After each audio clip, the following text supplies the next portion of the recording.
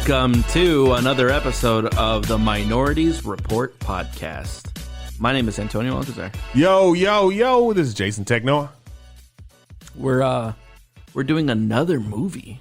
That's it's what we do here, bro. Yeah. We do movies. Let's get into this episode. Bro. What did we review this time? We watched 2002's hit Gangs of New York. Yeah. Martin Scorsese. I think you were maybe even kind of surprised that you had not seen one of the Martin movies that were kind of popular. Yeah, so big thing here, I actually owned this movie. That's yeah. I always had it at home. I can't remember if it was the 2-disc DVD or if it was the 2-tape VHS. Sure. But it was I remember two. it was two things. Yeah, for sure. And I just never saw it, you know? We'll get to where, I even remember where, I used to watch this all the time on DVD. You remember where it cut? I remember where it cut even to the other one. Yeah, and like, I just never saw it. I don't know why. Right, yeah. But I remember when you said, let's watch Gangs of New York, I'm like, I will finally get a chance to watch this fucking movie. And Martin Scorsese, right?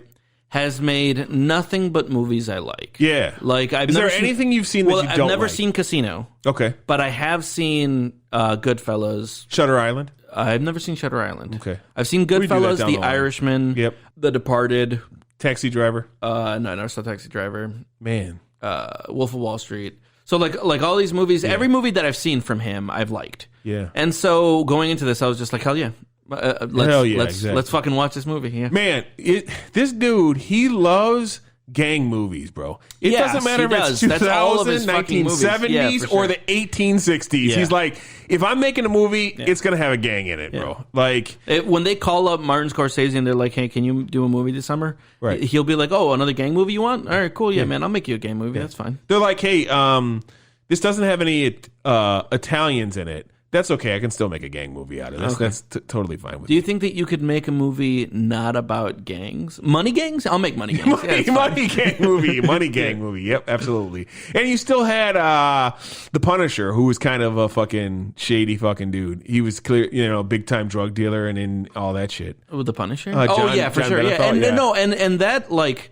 That movie was about a gang. Yeah. That was like being investigated by the police and all that. I mean, but like white collar. It was money gangs. Exactly. Yeah, for sure. It was big money. So we're going to jump right into the film right away. Movie starts off and we see Liam Neeson. I think this is the second movie he did after Star Wars. Oh, okay. Because he did Star Wars. That's right. This is the post Star Wars. The Haunting, which is like a haunted house movie. Yeah. And then this, I'm pretty sure, was the next film he did right after that. Because it was like 99. I mean, Liam Neeson was in this for all of a second. I mean, he was the whole first portion of it. The whole first portion? Okay. So he was in this for 5 minutes. Yeah. He plays the Irish priest that's the leader of the Irish gang. John C. Reilly. Of course, I was surprised too. Yeah, I was like, wait, for sure. That looks like John C. Reilly. Yeah. And then I was like, that is John C. Reilly. It's just funny to me that he was such a serious character. Of course, man. This was before he had ever done comedy, I guess. Because as soon as he did one comedy movie, he was probably typecast for the rest of it. Yeah, for sure, man. Because he's fine in this type of role, but he's much better in comedies and stuff like that. So he leads the Irish gang, and they come out, and they're just kind of all getting ready and whatnot. It's a little disorienting, this scene. Yeah. Because it starts in a cave. Yes. And then they walk through some fucking cave. Yes. And then all of a sudden open everyone's the door. Joining up and stuff like that. They get up to Jack Neeson. Yeah. Another guy that we've seen in plenty of shit. And Monk. That's his nickname. McGinn is his actual name, but they call him Monk. And he's like a mercenary, basically. Yeah. He only fight for money. Sure. And so he's like, But he's a foreigner. He's Irish too. He's Irish also. So he wouldn't be fighting with the natives. Yeah. We'll get to the absurdity of all that in a minute. Sure. But but then they walk through, and it's just like. Well, okay, but because it's what it is they have a church because they're Catholics, right? Yeah. And they have a church, and in the church they have tunnels that lead to like the hidden areas where like the people, the outlaws and stuff like that hang out in that church and whatnot. Yeah. And it's, just a front basically is what it all is. And yes, they go out to do their whole gang shit and whatnot. This movie, keep going. Because there's a point I want to make pretty early on here. You've done Games Workshop stuff. Do you know anything about Mordheim? I don't know anything about You know Necromunda, though, right? I do know Necromunda. So Mordheim is the fantasy version of Necromunda. Oh, okay. Okay. Yeah. And I'm surprised that it's not carried right now. it's not Because carried. It's Necromunda, going to be people at some. love Necromunda. Yes, and that's why people think eventually Mordheim's going to come back around. But that's like what this is right here. It's like gangs of dudes fighting in an old school like town or whatever, very with just nothing but like hand weapons and shit of that that's nature. pretty cool. So, I dig that. yep. So we've got the natives versus the dead rabbits, right? That the Irish gang is the dead rabbits. The natives are British people and shit of that nature. Yeah. 5 points in New York. When I saw like the neighborhood and like this, like set up these towns and whatnot, I said to myself, thank God I didn't live in the 1800s, man. Yeah. Nothing about this movie made me wish I lived in the 1860s. Well, I'll get to later on where I feel differently. Oh, really? But like right here, There was never a point in this movie where I was just like, damn, this must have been a vibe. it's funny because I felt the exact opposite, and I figured you'd be like, at a certain point, you'd be like, yeah, I would have been down with this shit. Yeah? But, Okay. I can't wait for you to point that out. We'll get to it, right? Yeah. So, they get met by they get out to the square, and it's their gang of like 20 dudes. Yeah. And then we're introduced to dudes in top hats. Yeah, for right. sure. Bill the Butcher. Yeah. And Bill the Butcher comes out, and he's got like 120 dudes, Yeah. and he's like, this is all you can bring, And it was funny. At that moment, I was just like, oh, I'm about to watch like a slaughter. Slaughtering, right? And he's like, well, you told me to only bring warriors, so I only brought warriors. Yeah. And then a whole bunch of other Irish gangsters come okay. out. For a and that's split second, I thought this was going to be like 300. Yeah. Where he was just like, well, you brought, like a butcher and a fucking whatever. Yeah, and, yeah. and I brought, soldiers. Warriors, right, yeah. And then they were going to like do a chant and then they Yeah. were going to fucking kick ass. But no, Yeah. that did not. No, that did not happen. And how great is it?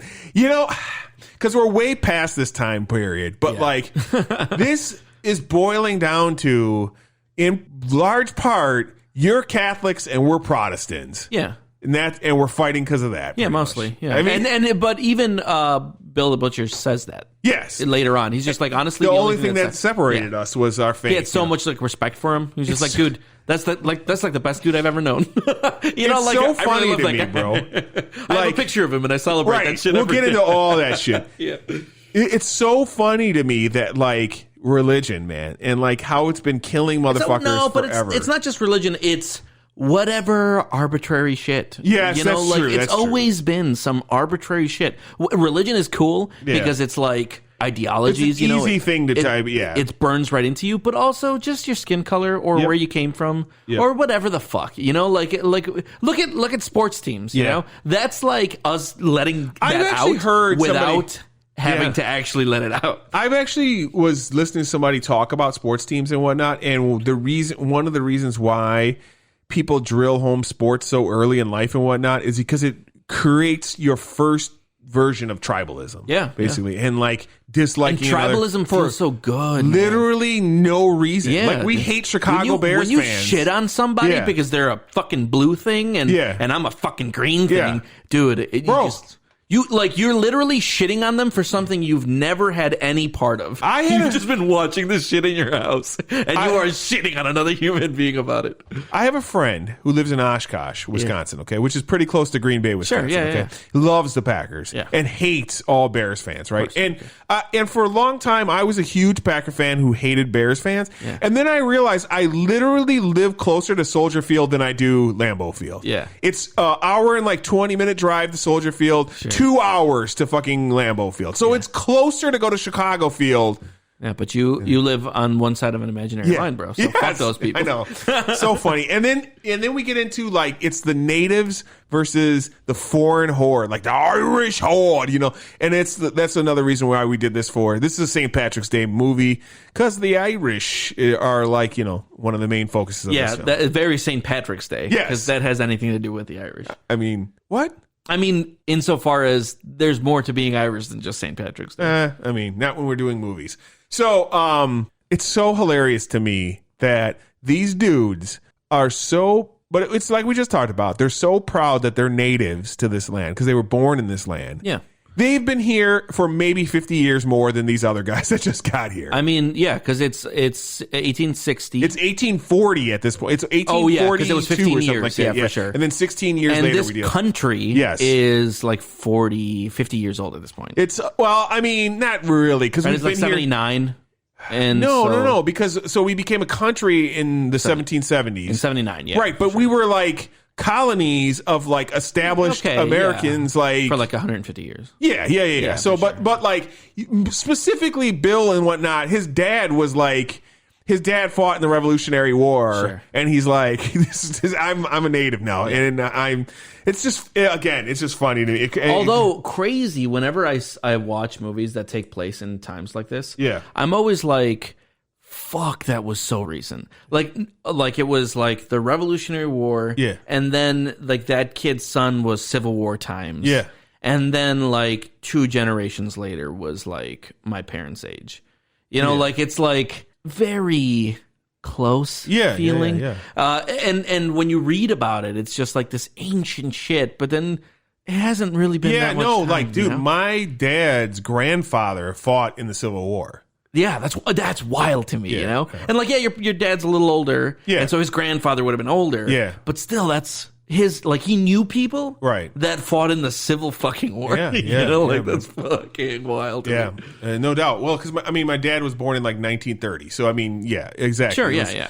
So and but yeah, it is crazy when you think about it sometimes, like, because it feels so far off from these things and whatnot. But that's what, like, you try to drive home to people who just don't get race relations in this country, and you're like, and I try to point out to them, I'm like, you know, the Tulsa riots you heard about, like, my grandma was around for that, dude. Like, you know, like they're like the okay, so this one always blows my fucking mind. Yeah, Anne Frank, Betty White, and Martin Luther King Jr.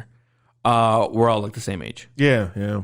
Like Betty White is still alive. Yeah. Anne Frank and Martin Luther King Jr. had they not been killed, probably still around. Right. You know, like this isn't like not that old. The first African American woman to be integrated into a white school is like 65 right now. Yeah. Fuck, what is her name? I can't even remember her name. But yeah, absolutely. But she's like, Emmett Till wasn't that long ago, bro. Like Emmett Till, that whole situation wasn't that long ago. None of this shit was that long ago, and that's why, like, people just don't understand why, like, why can't you just get over it? Because it just happened like 100 years ago. Because we haven't fixed it yet. And I mean, and it's like, people, like, this is a stark difference with, like, people who are, like, from Europe or people who are from, like, China or something of that nature, because America is so young and it's such a powerful nation, but such a young nation compared to, like, China, who, you know, or countries in the Middle East that, you know, have, like, truly ancient 2008, you know, BC and shit like that, you know,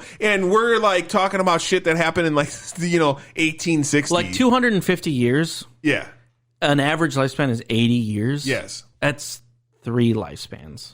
Yeah. You know, like, that's not a long time. No, I agree. I don't know. Like, one of the things that I did like that this movie was, like, illustrating, I guess, one of Scorsese's kind of, like, maybe points was, hey, you know how, like, we fight about arbitrary shit? Mm-hmm. We've always been fighting. Yeah, you know, like, that's what this shit is about. We'll get into a lot of that in a little bit here. Okay, so they have the fight. The fight breaks out, and of course, Bill overcomes the priest and kills the priest.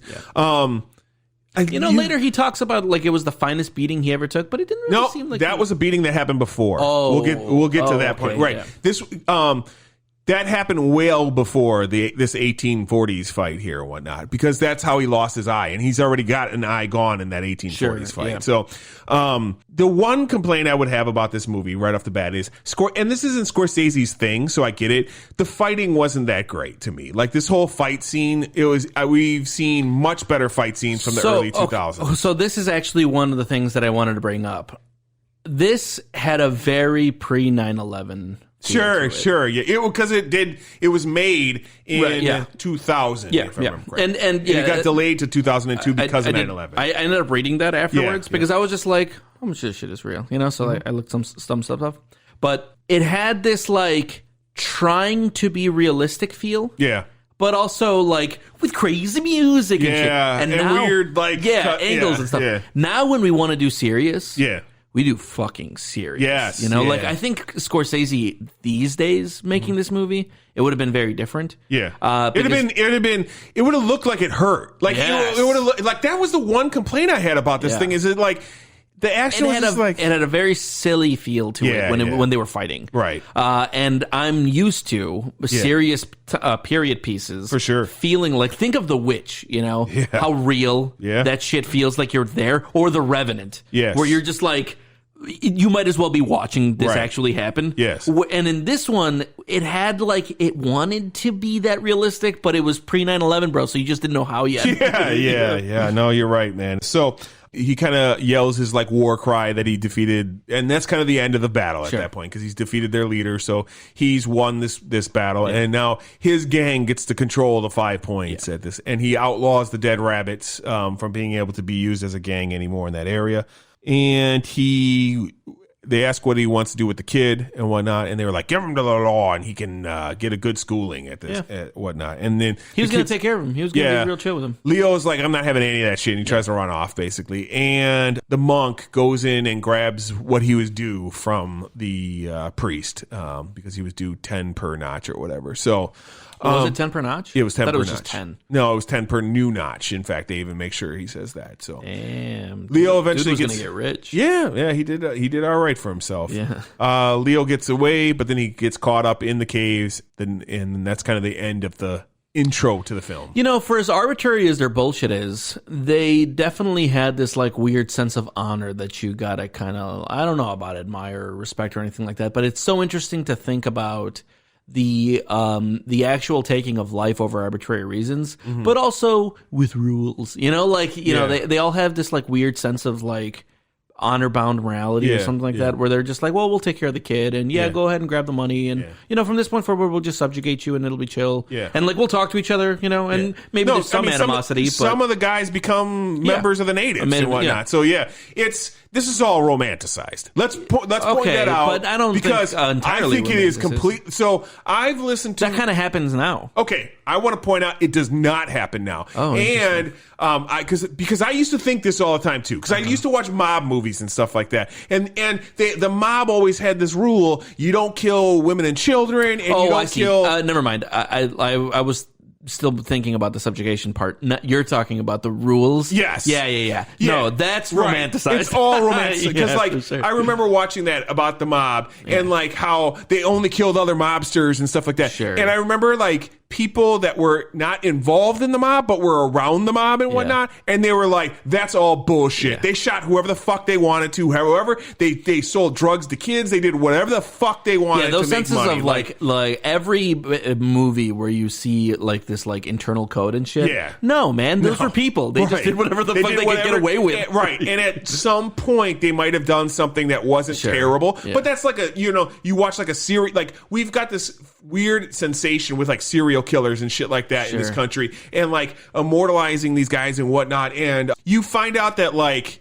because like one of them didn't like kill a person because it was like, I don't know, it boggles my mind sometimes, like how we've turned these things. We do it with war. We do it with everything. That we want to, know. Well, I mean, also with war. More specifically with war. Right. Like these crime movies and stuff, they're just like, oh, they had a sense of, like honor or whatever. But even with war films, we're just like, we went to go like help those people. Like that is not the case. Well, I mean, you have to believe it's the case in that situation. You really do, And like, I remember, and for the soldiers, it might have been the case. Yes, but like, generally speaking, especially war movies where there's a good guy and the bad guy, get fucked. Like that's not how things work. Right. And like, I remember being when we were doing training, we were doing like hand-to-hand combatives training and whatnot, and they were like, all right, we're going to teach you how to do this and this and this.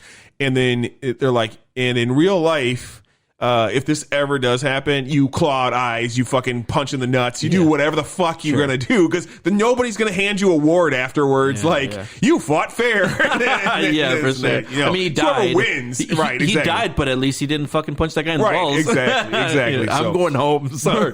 Right. The victors write the fucking history book, so doesn't fucking matter. So we kind of fade away from that scene and we roll into 16 years later, and we see Leo graduating from his reform school.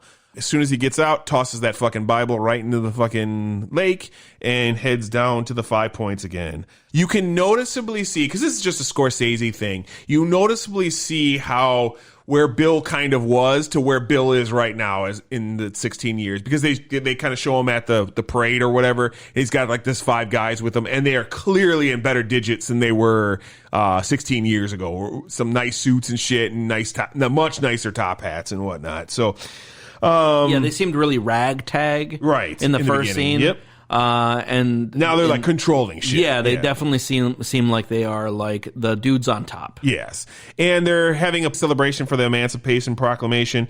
And it's kind of fun because it's like, it's in New York. So you this was the first time in my life that I realized that white people in the North didn't give a fuck about black people either. Well, so this is the first time I knew that there was something that I had read years ago. Sure. That was talking about how, like, racism was more institutionalized. More institutionalized, because it wasn't not institutionalized here. But it was more institutionalized in the South, because obviously they had slavery, and we didn't have that anymore, or the North didn't have that anymore.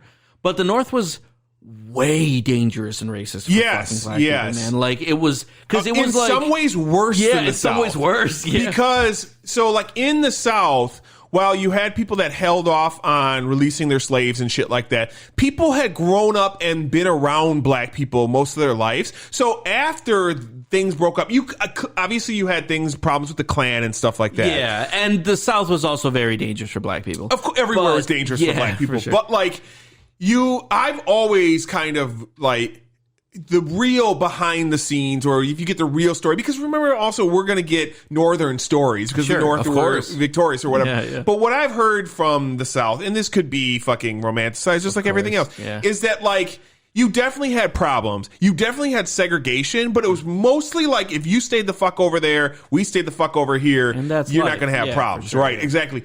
Where the North were like, we'll cause problems in your neighborhoods and shit like that. Like that was in... You obviously and really look at like you need no more proof than how segregated we are right now. Yeah, like literally to this day, 2021. Right. There's still so much like racial division. Yeah. And it's just like, dude, of course in the fucking 1860s, it doesn't matter where you were in the country, dude. Like people were going to dislike black people. Yeah. You had to go to places where, where they would accept you, which wasn't everywhere. So that's for sure. So, there's a funny scene where the fucking one dude's like, they trying to say we're no different than niggers.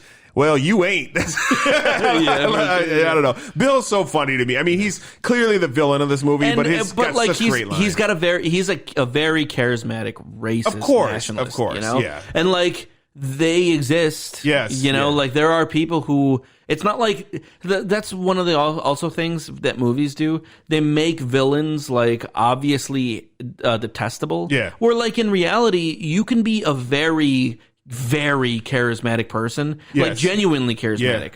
Like where you're just like, that dude seems like a really cool dude, and you're the most racist piece of shit. You know? Like because one doesn't stop the other from happening. Absolutely. And in fact, if you are the gang, a leader of gangs and stuff like that, you probably are a charismatic person in the first place, and then it's just that you are racist as well. Yeah, like I mean, he seemed loved, or at the very least admired and respected, but also he thinks the Irish are subhuman. Yes, lesser. Well, than. I mean, is it really any different than like?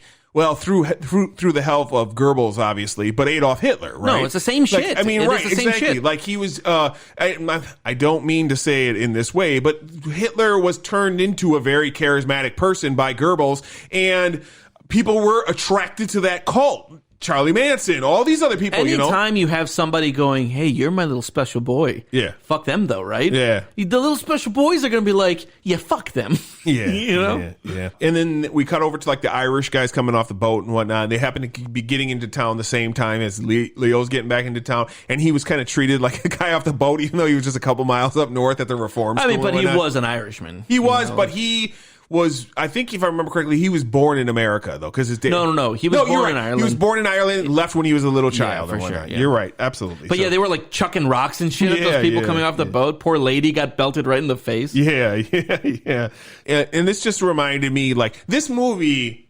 I gotta be honest. Like, okay, before I saw this movie, I was very under a certain illusion of America and whatnot. I gotta admit. And before you saw this movie, yes, okay. And this movie, not only did I realize that the North hated black people as well, also like immigrants have always been hated. It doesn't matter what kind of immigrant you are. At some point, you were fucking hated. And I mean, it's really like coming from an immigrant, you know, because I'm an immigrant, you know, like I was born in a different country. Oh. It's always been super apparent to me, just the difference in perspective, the difference in like where you're fine being. Yeah. You know, like I have felt uncomfortable in places. Yeah. There was a bar down the street from my house that I do not go into. Why would I ever go into there? But my brother, who is very white passing, like this kid, I mean, he might as well be a white kid. Also born in Mexico, the same parents, right?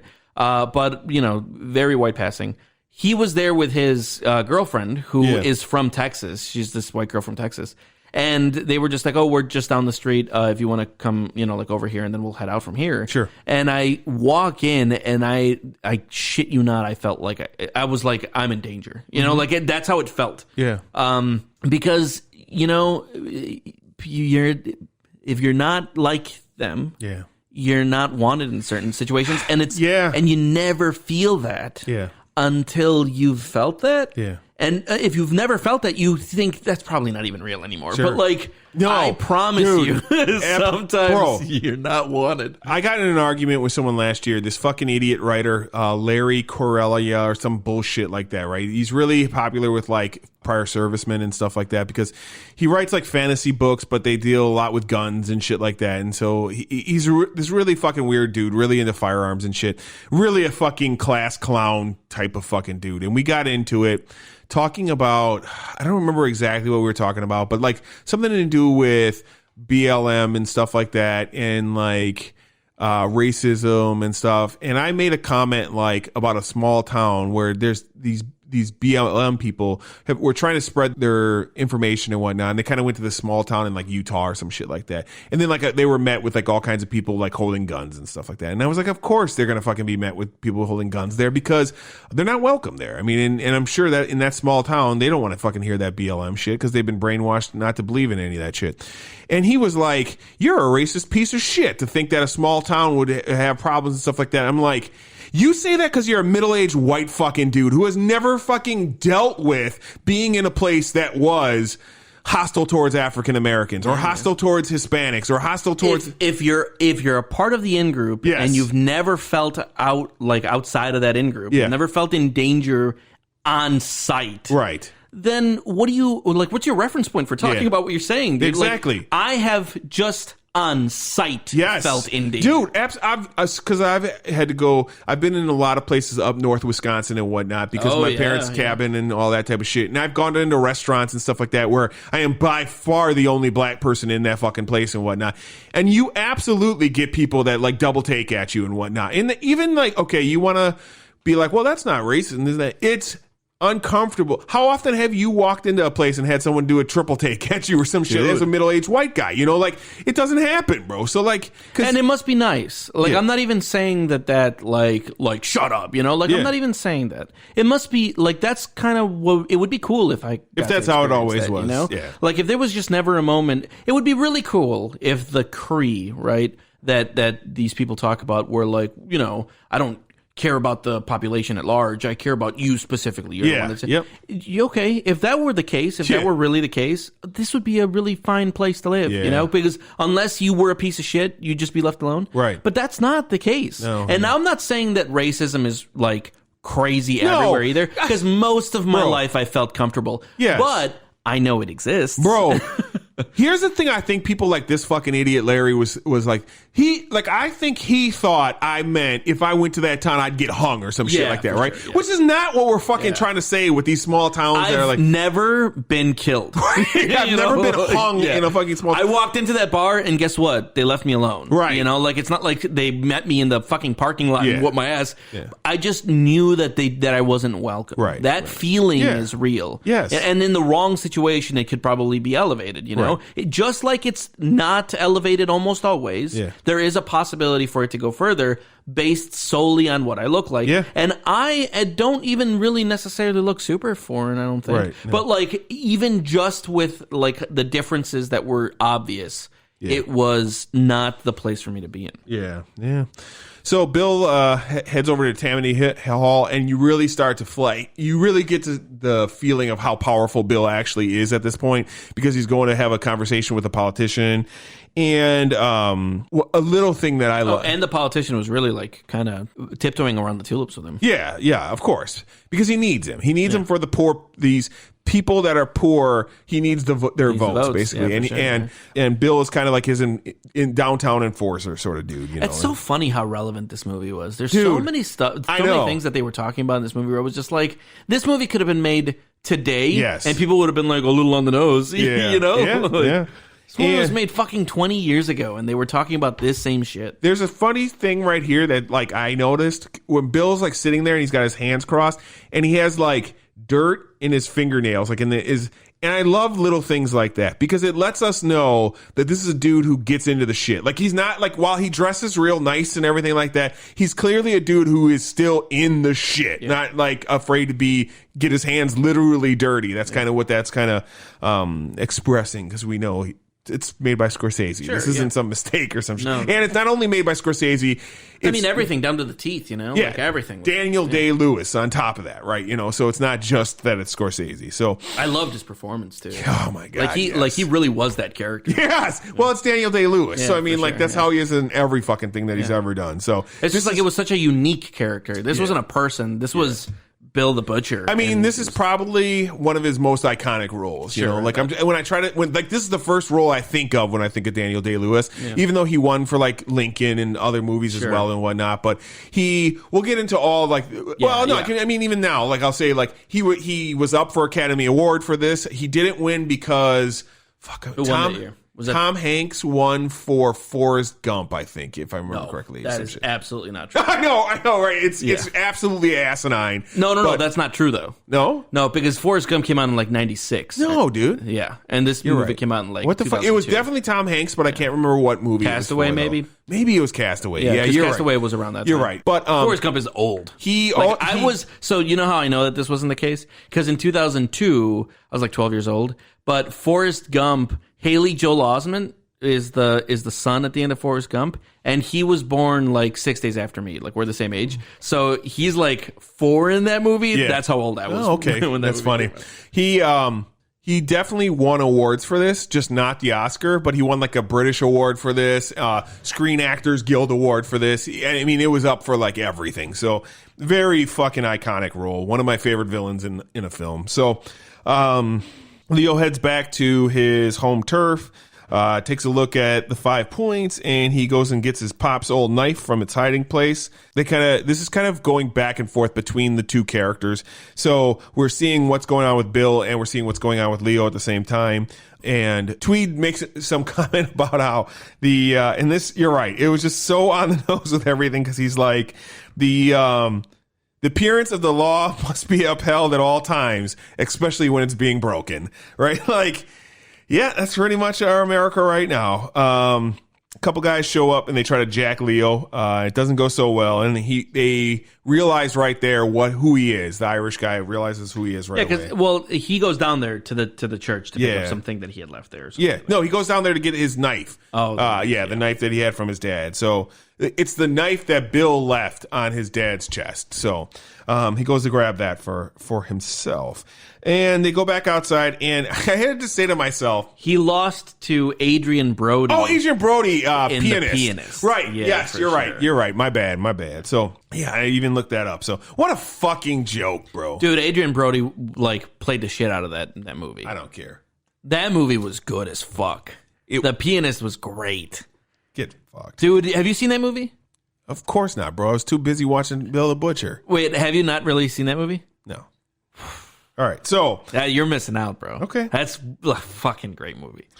So they go out into town and they're kind of like walking about the town, and I thought to myself, didn't anyone work a job in the 1860s? They're just like, everybody's out Everyone's doing meandering. stuff. Right. Everybody's They don't out even look like they're doing a thing. Right, exactly. Just kind of walking around the town and whatnot. Leo starts to get caught up on the gangs, wants to get kind of brought into the know of who's running what and whatnot. And he brings up the dead rabbits, and his friend Johnny's like, you don't even say that name here, dude. That's not, persona non grata, as they would say. Cameron Diaz runs into them. Jen steals Johnny's watch, of course, and we're just getting like a whole bunch of what's going on in the 1800s or 1860s in downtown New York. And I just said to myself, the next scene, this is what a libertarian fire department is right here. Oh my God, dude. The fire department scene was ridiculous. It's awesome. So this house is just blazing on fire. They send in the first fire department. It's like the Metropolitan Fire Department shows up, and the guy, Tweed, is leading that crew. And then the city fire department shows up, and they're both standing there like, well, who the fuck's going to fight this fire? Instead of fighting the fire, they fight each other. They start getting into a rumble. While the whole town is looting that building. Right. And then people are just running into the building, stealing all their shit. As they're stealing shit and going through there, go ahead. I was going to say, can I ask you something? You can ask me something. You think this is how it really was? I'm willing to bet it was something along these lines. Maybe not exactly these lines, but like the fire department stuff and all that, absolutely. Because and that's what I'm talking about specifically. Yes. This scene where the two fire departments come in and they just like start fighting each other, and people are just running into. I'd be willing to bet this. You think it was like that, like lawless, pretty much? You know, that's what it seems like. Lawlessness. Fuck yeah. I'd be willing to bet it's somewhat along those lines because, like, think about the lawlessness even now, like in our inner cities and stuff like that, right? Yeah. Where like cops just don't even go to certain places and stuff like that, and they're run by Crip gangs or blood gangs, stuff like that. You know, like I hate to say it, but I think that's like even now some of that happens. So like then why not? Because the cops are mostly caring about the uptown areas and shit like that, where the rich people are down here. You're kind of run by Bill the Butcher and shit, man, and it is what it is, bro. And that shit was probably actually happening. How fucking terrible would it have been to live in this time, bro? Think about how, like, the Italian mob really, like, came up in America. It came up mostly because Italian immigrants were getting no protection from anybody else. So the mob was kind of like, all right, pay us and we'll protect you from people trying to fucking jack you and whatnot. And shit. So, I mean, were people running into houses stealing shit from? I bet you they were. I wouldn't doubt it, man. I would bet you they were. I mean, you're poor as fuck. I read about how right now we obviously have a decent amount of poor people. In New York in like the 1840s to like the 1870s, it was out of control amounts of poor people down there. Just like people living in squalor, living with gangs and stuff like that and doing this shit. There were over 200 street gangs in like from 1840 to 1860 that were like doing these things that we see here and whatnot. So is this stuff played up a little bit? Yeah, I'm sure, because it's Scorsese, right? So he's going to play it up a little bit. But I mean, I'm willing to bet things like this were going on. And so Leo and Johnny go in and they're trying to steal shit. And the things aren't going so well for Tweed's gang. And then Bill the Butcher shows up with his crew and he backs Tweed. So then that's kind of where the fight gets taken care of. While they are in the house, Johnny gets trapped and Leo kind of has to save his life. They're coming out. Bill's just sitting there chilling, and he kind of takes notice of who's with Johnny, basically. Because he kind of saved him. Yeah, he saved his life. Yeah. He dragged him out of the fire and whatnot. So, and Bill kind of takes notice of who's with Johnny. Then we set back to Tweed. Now the firemen are done with fighting the other fire department, so they're free to go ahead and spray down the water. Now, did you notice, though, of course, that the fire hydrant... they put a barrel over the fire hydrant. Did you notice the guy who did that, though? Yeah. Tweed's sidekick. Sure. Yeah. So, of course, and so now they're ready to fight the fire, and Bill's like, fuck it. What the fuck? What's the point in, putting out this fire? And Tweed's like, you're right, boys. Go loot that house right next door or whatnot. And then they go to loot that fucking house. Yeah, because they're not going to go out for nothing. Right. Exactly. They're a libertarian fire department. This is what you would get if libertarians were in charge of our greater society and whatnot. So that's why we always make fun of them, right? So And I just laughed because I'm like, fucking criminals, and fucking criminals. So we jump over to Leo and Johnny. They go back to the gang hideout, and they run into Tommy from Snatch. He's, the leader of their little small gang and whatnot. He joins their little thief gang, and he kind of gives them the rules. It's so funny that he was in this one immediately after we just we just watched Snatch 2 weeks ago. John C. Reilly shows up. He's Happy Jack. He became a police officer after being a gang member. All those real like bootlicker of a fucking police officer too. Well, bootlicker. Well, like Storm, or what is it, like Goose Stepper? I guess? Yeah. He was a what do they call him? Crack crankers or something like that. They had a name for him or whatnot, and.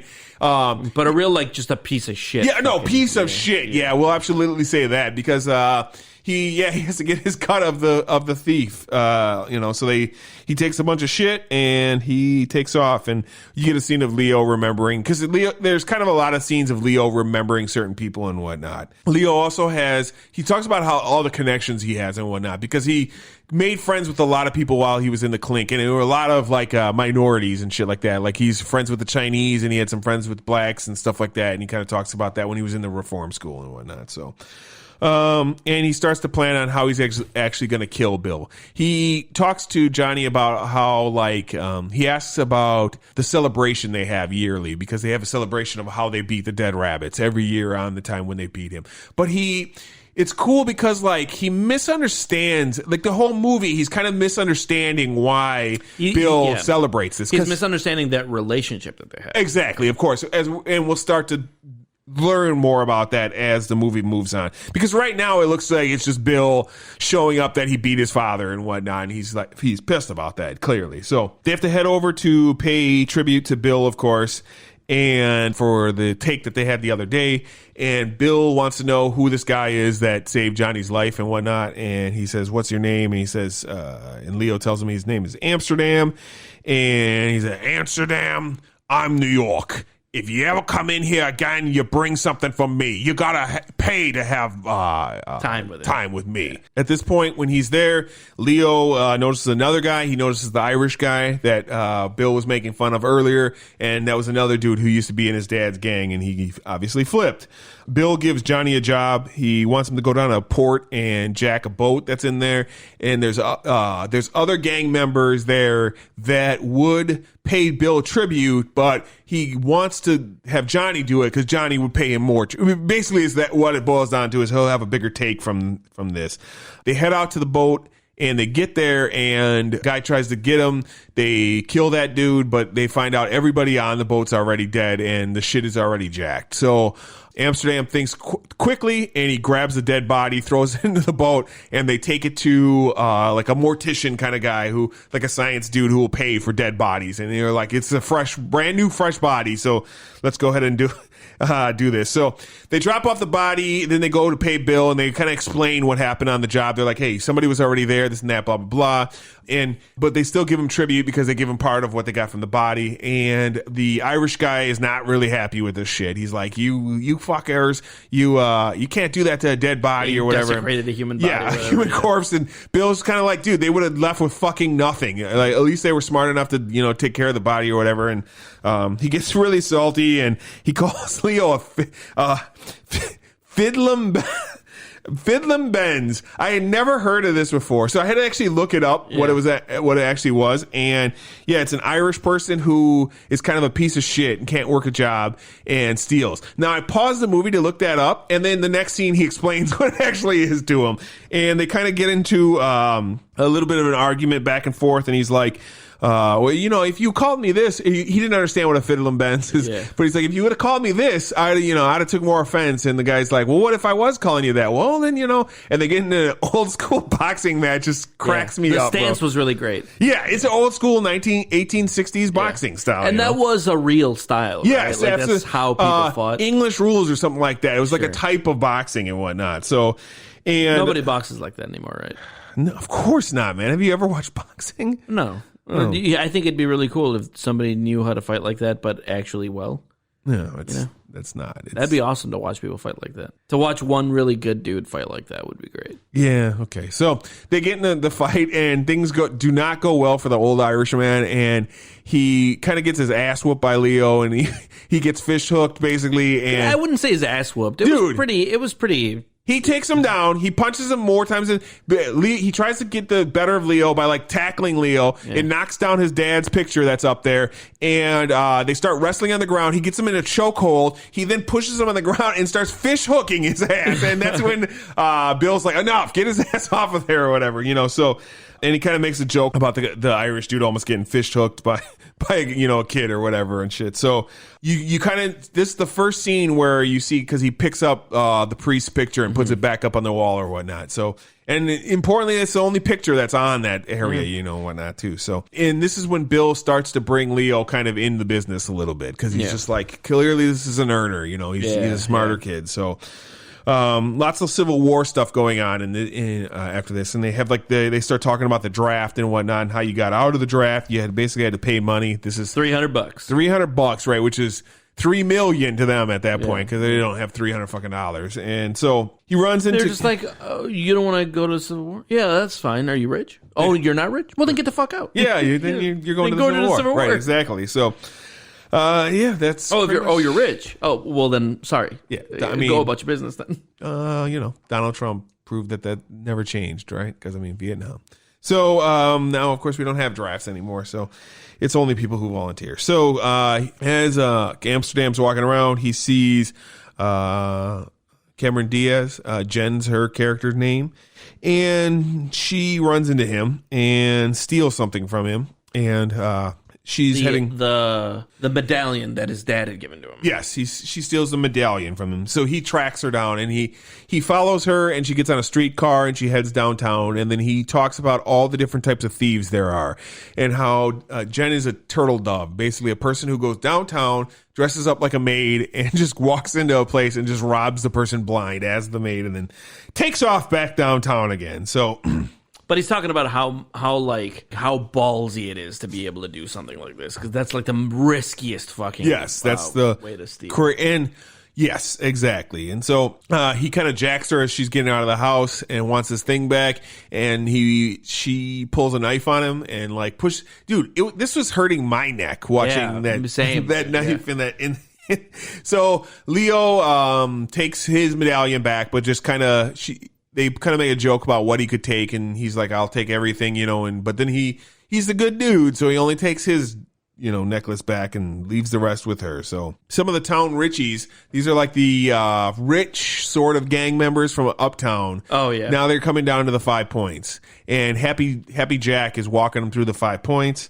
He tries. No, but they're not the gangs. They're just rich people. No, they talk about how they are. They have their own rackets that they run and whatnot, but it's uptown rich sort of rackets. Leo talks about it in one of his dialogue scenes. And I thought he was just saying that they were just like the aristocracy, Like so they are like they are basically gang member, not gang members. I don't want to call them gangs, but gangs in their own way, basically. Sure, okay. That, did their own shit to make their money and whatnot. And one of them is like an actor and whatnot too. So. In the end, it's probably more of a metaphor than actual, like, they're not street gangs killing people. They're like Wolf of Wall Street gangs. Yeah. Perfect. We even talked about that. So they're walking around doing their thing, and they're like, can we, is it safe down here and whatnot? And Jack's like, watch this or whatever, and he puts his stopwatch. Pocket watch up on the thing, on the light post. And says, it'll be perfectly fine here or whatnot. Nothing will happen. And then at this point, Bill walks up to them with his gang and starts schmoozing with the rich people. And Jack is like trying to explain, and Bill's just cutting him off constantly. And like, yeah, really kind of like big dick energy. Right, exactly. Yeah. Like, and he knows who these people are, every one of these people and whatnot. So not only is he like street tough and whatnot, and charismatic, but kind of educated as well, and knows people and whatnot, knows who people are and all that sort of thing. So he definitely pulls a rank through from this scene, and he goes off walking, and Monk comes walking by, and he's like, do you think my watch would be safe over there? And he says, why don't you put it up there and find out? And there's clearly an animosity between these two still that runs for a long time. very much like there's no backstory to it other than it very much seems like while Bill has run his thing, Monk has kind of gotten out of the business almost of like being a gang sort of dude and trying to be legitimate with his whole haircut place and whatnot, and maybe just doesn't pay Bill. Yeah, he seems like he's not as much of a kiss ass as everybody else became. Yeah, that's probably the best way to put it and whatnot. So. At this point, Bill starts teaching Amsterdam why he's such a good killer because he's a butcher and he knows like where to stab things, and he explains how he loves working on pigs because pigs are the most close thing to a human, and if you cut here, and he kind of teaches them all the different ways to cut a person and to debilitate them or to cut their throats or how to cut it and all that sort of thing. And there's a scene though. This is an important thing too because a little bit earlier there was a paper that Amsterdam has to read to him because he can't read. So it's weird. It's a cool dynamic. When they rob the boat. Yes, there's a cool dynamic going on here where he's clearly a smart guy, but he can't even read. So I think he just didn't recognize the word ghoul. Ghoul. Oh yeah, you're right. It was ghoul specifically that he kind of gets caught up on and whatnot. Yeah. He says, "What's that first word there?" Right. Ghoul. All right. So Johnny at this point pulls Leo aside and he's like, "You're getting pretty close to Bill over there, and that's cool and everything. But if you got something going on, I don't want any part of it." Yeah. What you up to? Yeah. Exactly. He's like, "Are you? There's just something not right about this whole scene here and whatnot. So what do you got?" Just like, dude. I'm just chilling. I'm just doing my thing. I got to make my way and whatnot, And he's kind of like, all right, cool, but I don't want any part of it. If you're not on the up and up, I don't want to be part of this situation. So Tweed wants Bill to organize a hanging to display that the crime's out of control in the 5 points, and they need to do a hanging so they can, show everybody that they've got their shit together and they are about stopping crime. It's a lot of complaints that shit's getting out of control, so just go hang some people. Right. And they're like, who? Yeah. How many you want to do? Some backwards people. How many? 3 or 4? 3 or 4? Make it 4 or whatnot. So then they get these 4 dudes together. It's like, okay, I guess I'll go hang 4 people. Yeah, I have to do that or whatever, right? Make them nobodies or whatever, and they kind of bring 4 guys in. And clearly this is an interesting scene to me because it's clearly like these 4 guys are going to do this thing, but you get the feel like it's like Bill's going to take care of their family or whatever, like because they even pays them for like the necklace or whatever and shit like that. While he could have just took it off him after he died or whatever, but that's not who Bill is or whatnot. So he's going to do the right thing in a street version of the right thing sort of way, right? So it's all part of this whole movie, like you brought up earlier and whatnot. So. After the hanging, they go to a happening nightclub. Before the hanging, and then everybody claps. Yes, of course. And I was just like, I bet you this was how it happened. Like hangings were like entertainment. Absolutely, bro. That was like it's crazy. I mean, yeah, bro. Because I watched a special the other day about Ted Bundy, and when Ted Bundy was up for execution that day. It became a circus outside of his where he was locked up at in Florida, and like there were just thousands of people, and people came in and they brought like food carts and stuff like that, and they set up little tents and everything like that, and people were drinking and partying and stuff like that, and when it was time to go or whatever, they were chanting and everything like that, and there was a guy who was interviewing Ted Bundy at the time, one of the book writer and whatnot. And he was in there talking to him or whatnot. And he's like, and you could hear the people outside chanting to the inside or whatnot. And he said to him, "Can you hear those people chanting, Ted, or whatever?" And he was like, "Yeah, I hear them. I mean, those are the nuts people out there. Like those are the fucking crazy people because they're just like fry and screaming." And it really got me thinking. It's funny that you brought this up because it got me thinking about how fucked up like humans are in general. Like we despise killers and whatnot, but if it's killing upon carried out by the state, we cheer it. Like. And this isn't like a situation. I don't know how much you know. It's got to be something like the celebration of a danger you're not a part of. Sure. Like it's got to be something like a celebration of somebody dying that's not you. Do you know Do you know about the Night Stalker at all? No, what's that? We were way in the weeds, but in the 19, I mean, that's what we do. Right? Yeah, right. In the 1980s, this dude, fucking Ramirez, I can't remember his first name, in LA was running around killing people basically, and he was, you know, a follower of Satan and all this shit, and he would paint pentagrams on the walls and stuff, and he would break into people's houses and shoot the fuck out of people. And he started off just killing women, and then he would kill men often, rape the women, kill the women, this and that, blah blah blah. And they eventually caught on to who it was because I don't remember. There's a special on Netflix right now about him. I knew about this guy before because I watched something about him, and then I watched. Don't ever go down the hole of serial killers too, and don't ever go any further than what they show you on television. Because one day I went way down the hole in Wikipedia and read about all the different ways they kill people. It was. I stay away from. It was stuff. hard, man. Yeah. It was like having kids I'm myself. not a horror guy because a lot of times, you know, we get, you know, onto these like people, you know, that killed like Ted Bundy or the big serial killers. But like there are tons and tons of serial killers, Dahmer, and these are just the big name people. Like there is a dude who I know. I read about in Illinois, Chicago, who killed like 21 women. Okay, and they were mostly prostitutes and stuff like that, so nobody gave a fuck. And black, and he was black too. So there's like a lot of these people though. Yeah, and like nobody. We never cared about black serial killers, which is, I mean, that's how we are, right? You know, we don't give even so, but like we're fascinated. I'm sure that like there were serial killers that were only killing black people. Yeah, and for a while they didn't even realize it was serial killers. They were just like, it's just a person killing black people. Who gives a shit? Yeah, no, in Atlanta that happened in the 80s. And there was a guy running around killing kids and shit, black kids, and they were just like, whatever, you know, exactly. So, anyways, they ended up with this dude. He was caught because he had a roommate at one point in time, and the roommate got caught up in something, and then eventually he revealed who the guy was or whatever. Because this was in the 80s or late 70s, early 80s, and so like the cops beat the shit out of the guy, and the guy would like finally told him who it was. And so they put out a thing for him, and he was out of town, and he came back to LA to go kill again or whatever. And he found out he was going to get busted or whatever, and he took off running, and then he went on a bus, and he jumped off the bus and this and that, blah, blah, blah, and the cops were onto him or whatever, so they were chasing after him.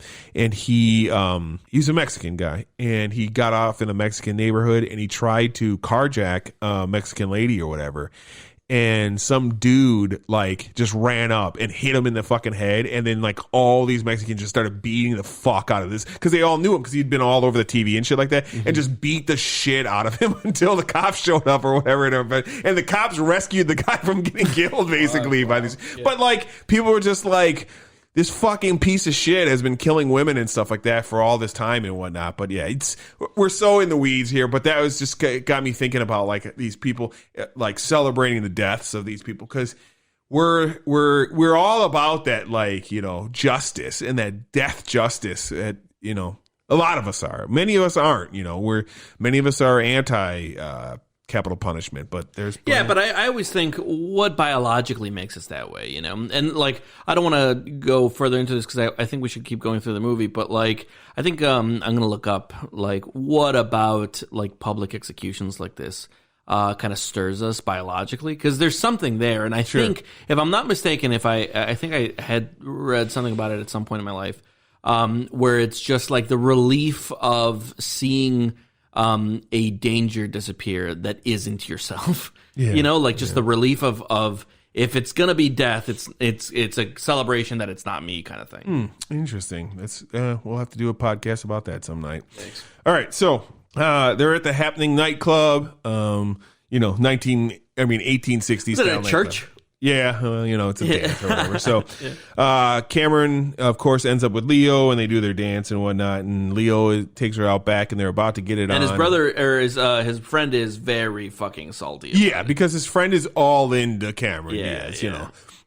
And so they go out back, and they're about to fuck, and then Bill is brought up, basically, and he's like, who are you to Bill? You know, why is he do you favors and this and that? And she's just like, it's none of your business and whatnot. He kind of realizes that they have a thing. Yeah, and then he's like, I don't want any part of this broad anymore. So we jump a bit in time, and Amsterdam is full on with Bill now. He's even got a top hat with him and stuff. So another bare knuckling boxing match. It's like 2 weeks ago we just covered bare knuckle boxing matches, and this one though it's gets all bets are off because the cops show up and they start to break up the fight. And Leo, being the smart guy, comes up with an idea. He's like, hey, these we paid off the Metropolitan Police, and Tweed is there, which is funny too, right? And he's like, dude, we paid them off. Well, this isn't the Metropolitan Police. This is the city police or whatnot. So we can't. And he's like, well, where do the city limits end?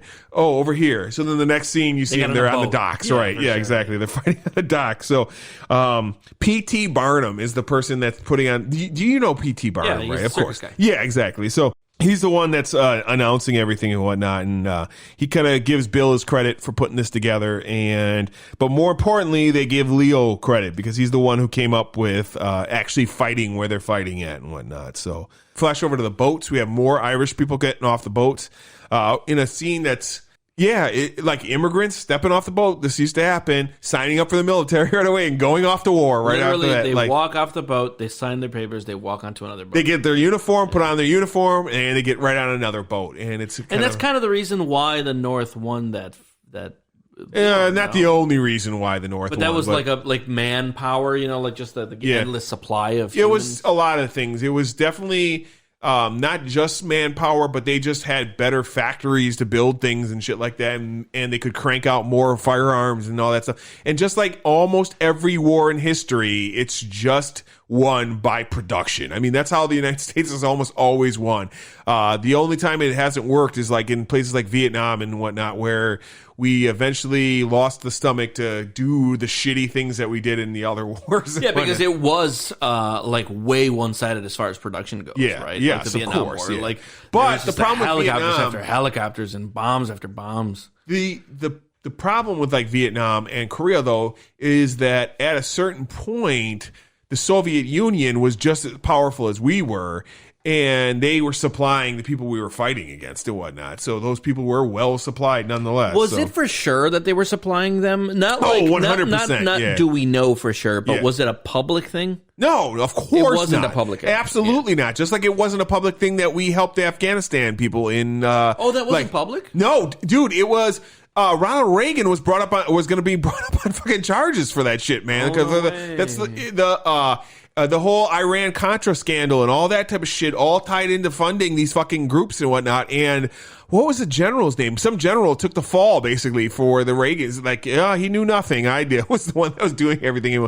But like, there's a couple movies about all that stuff and how we funded different groups and all of this like stuff. The funding, the Soviet funding of Vietnam, that was under wraps. Oh yeah. I mean, I think it was one of those situations where like, everybody knew, but nobody knew. Where they're just like, we're not funding them, and then they winked. Yeah, they winked pretty right much. At the camera. Yeah, pretty much. So, when we're down here, Bill's down there, and the politician's also down there, and the politician's like, hey, every one of these people is vote and this and that, blah blah blah. And Bill's like, if I had the guns, I would shoot every single one of them coming off this boat. And at this point, how. Like, that really made me uncomfortable. Yeah. Watching this as a minority and watching this as an immigrant, it's very uncomfortable watching this level of charismatic racism. Yeah. Because there are still charismatic racists. Of course, dude. And the fact that I don't know, this is a little bit on tangent too, but some time ago, it was like a year and a half ago,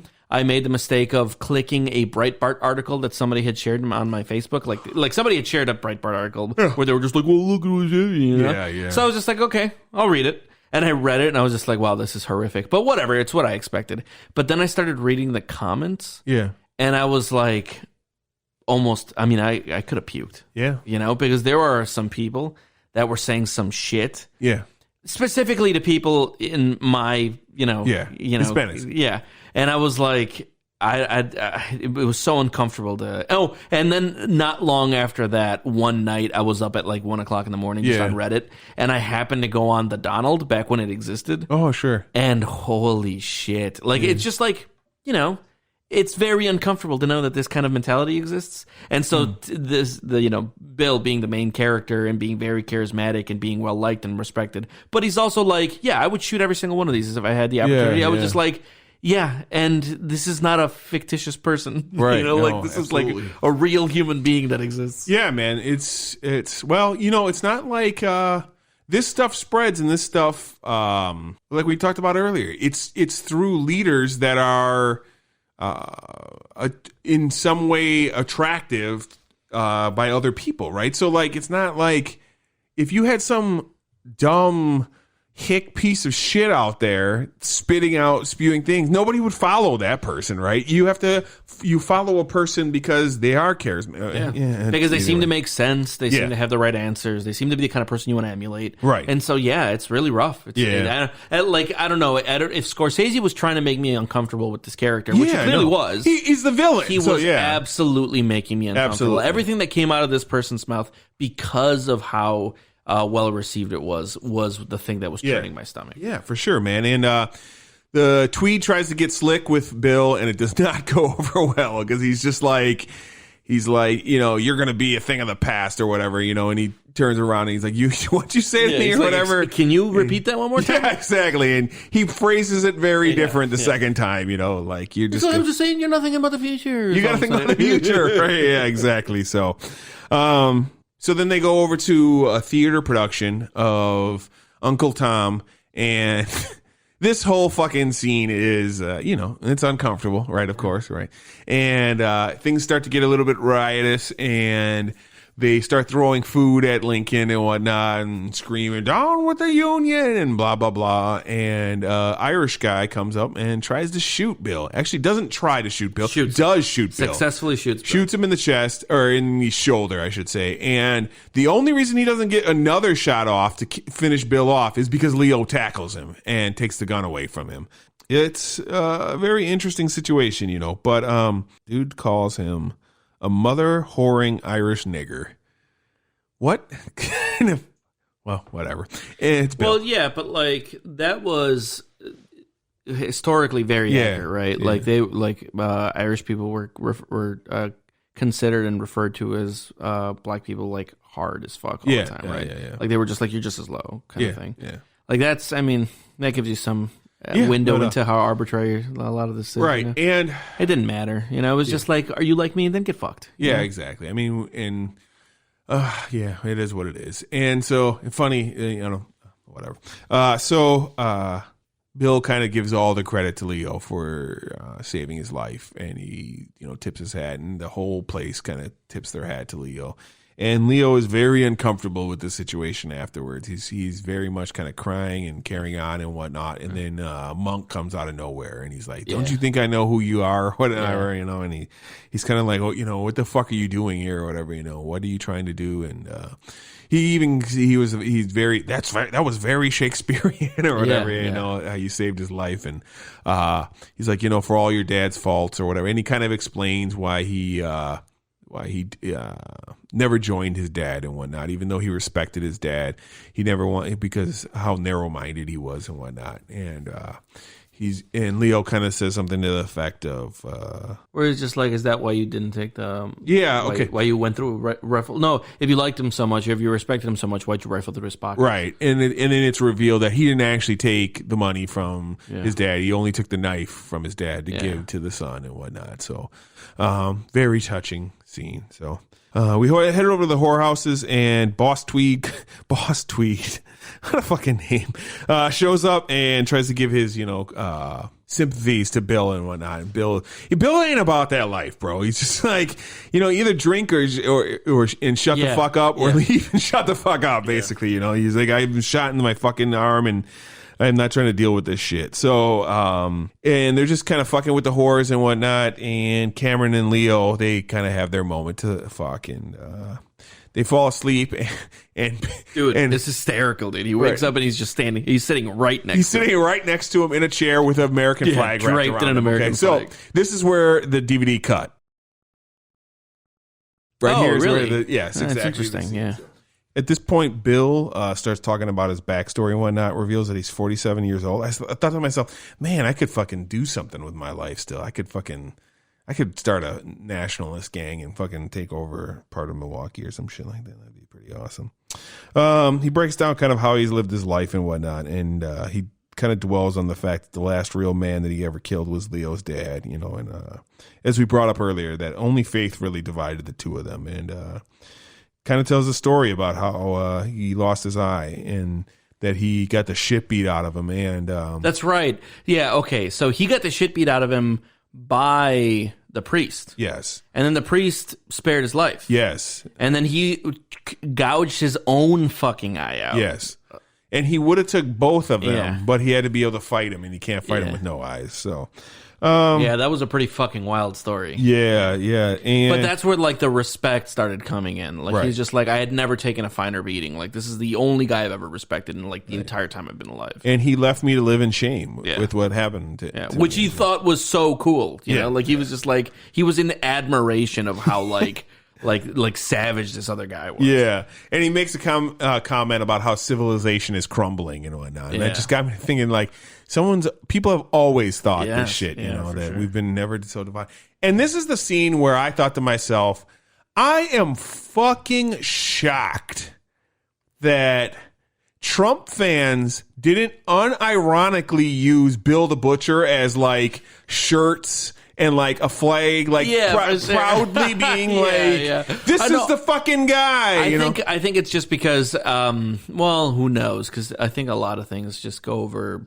And I'm not saying Trump fans are necessarily all dumb or anything like that, but I do think that there's some element of understanding that Bill the Butcher is a guy that Scorsese is pointing out as being a bad guy, a wrong guy.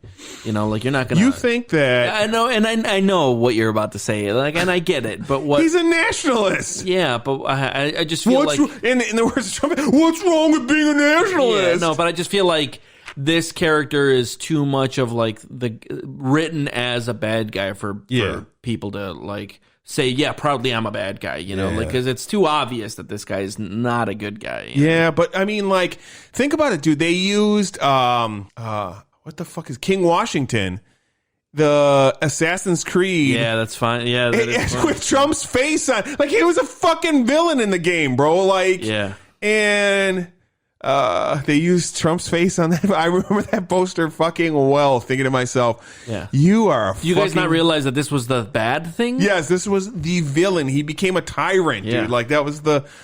Whew, yeah, okay, well, whatever, you know. Yeah, I guess I retract my statement, because you're right. I don't know, man. Yeah, you're right. Maybe they just never saw this movie. Right, exactly. Maybe this is just too old of a movie, and who knows? Maybe some Trump group somewhere really did use Bill the Butcher as like a, you know, and I didn't see it myself, so it just kind of surprises me. So we jump over to Leo. He starts deciding, all right, I got to get my shit together. I got to go kill Bill, and he starts working on his knife work, and we see him just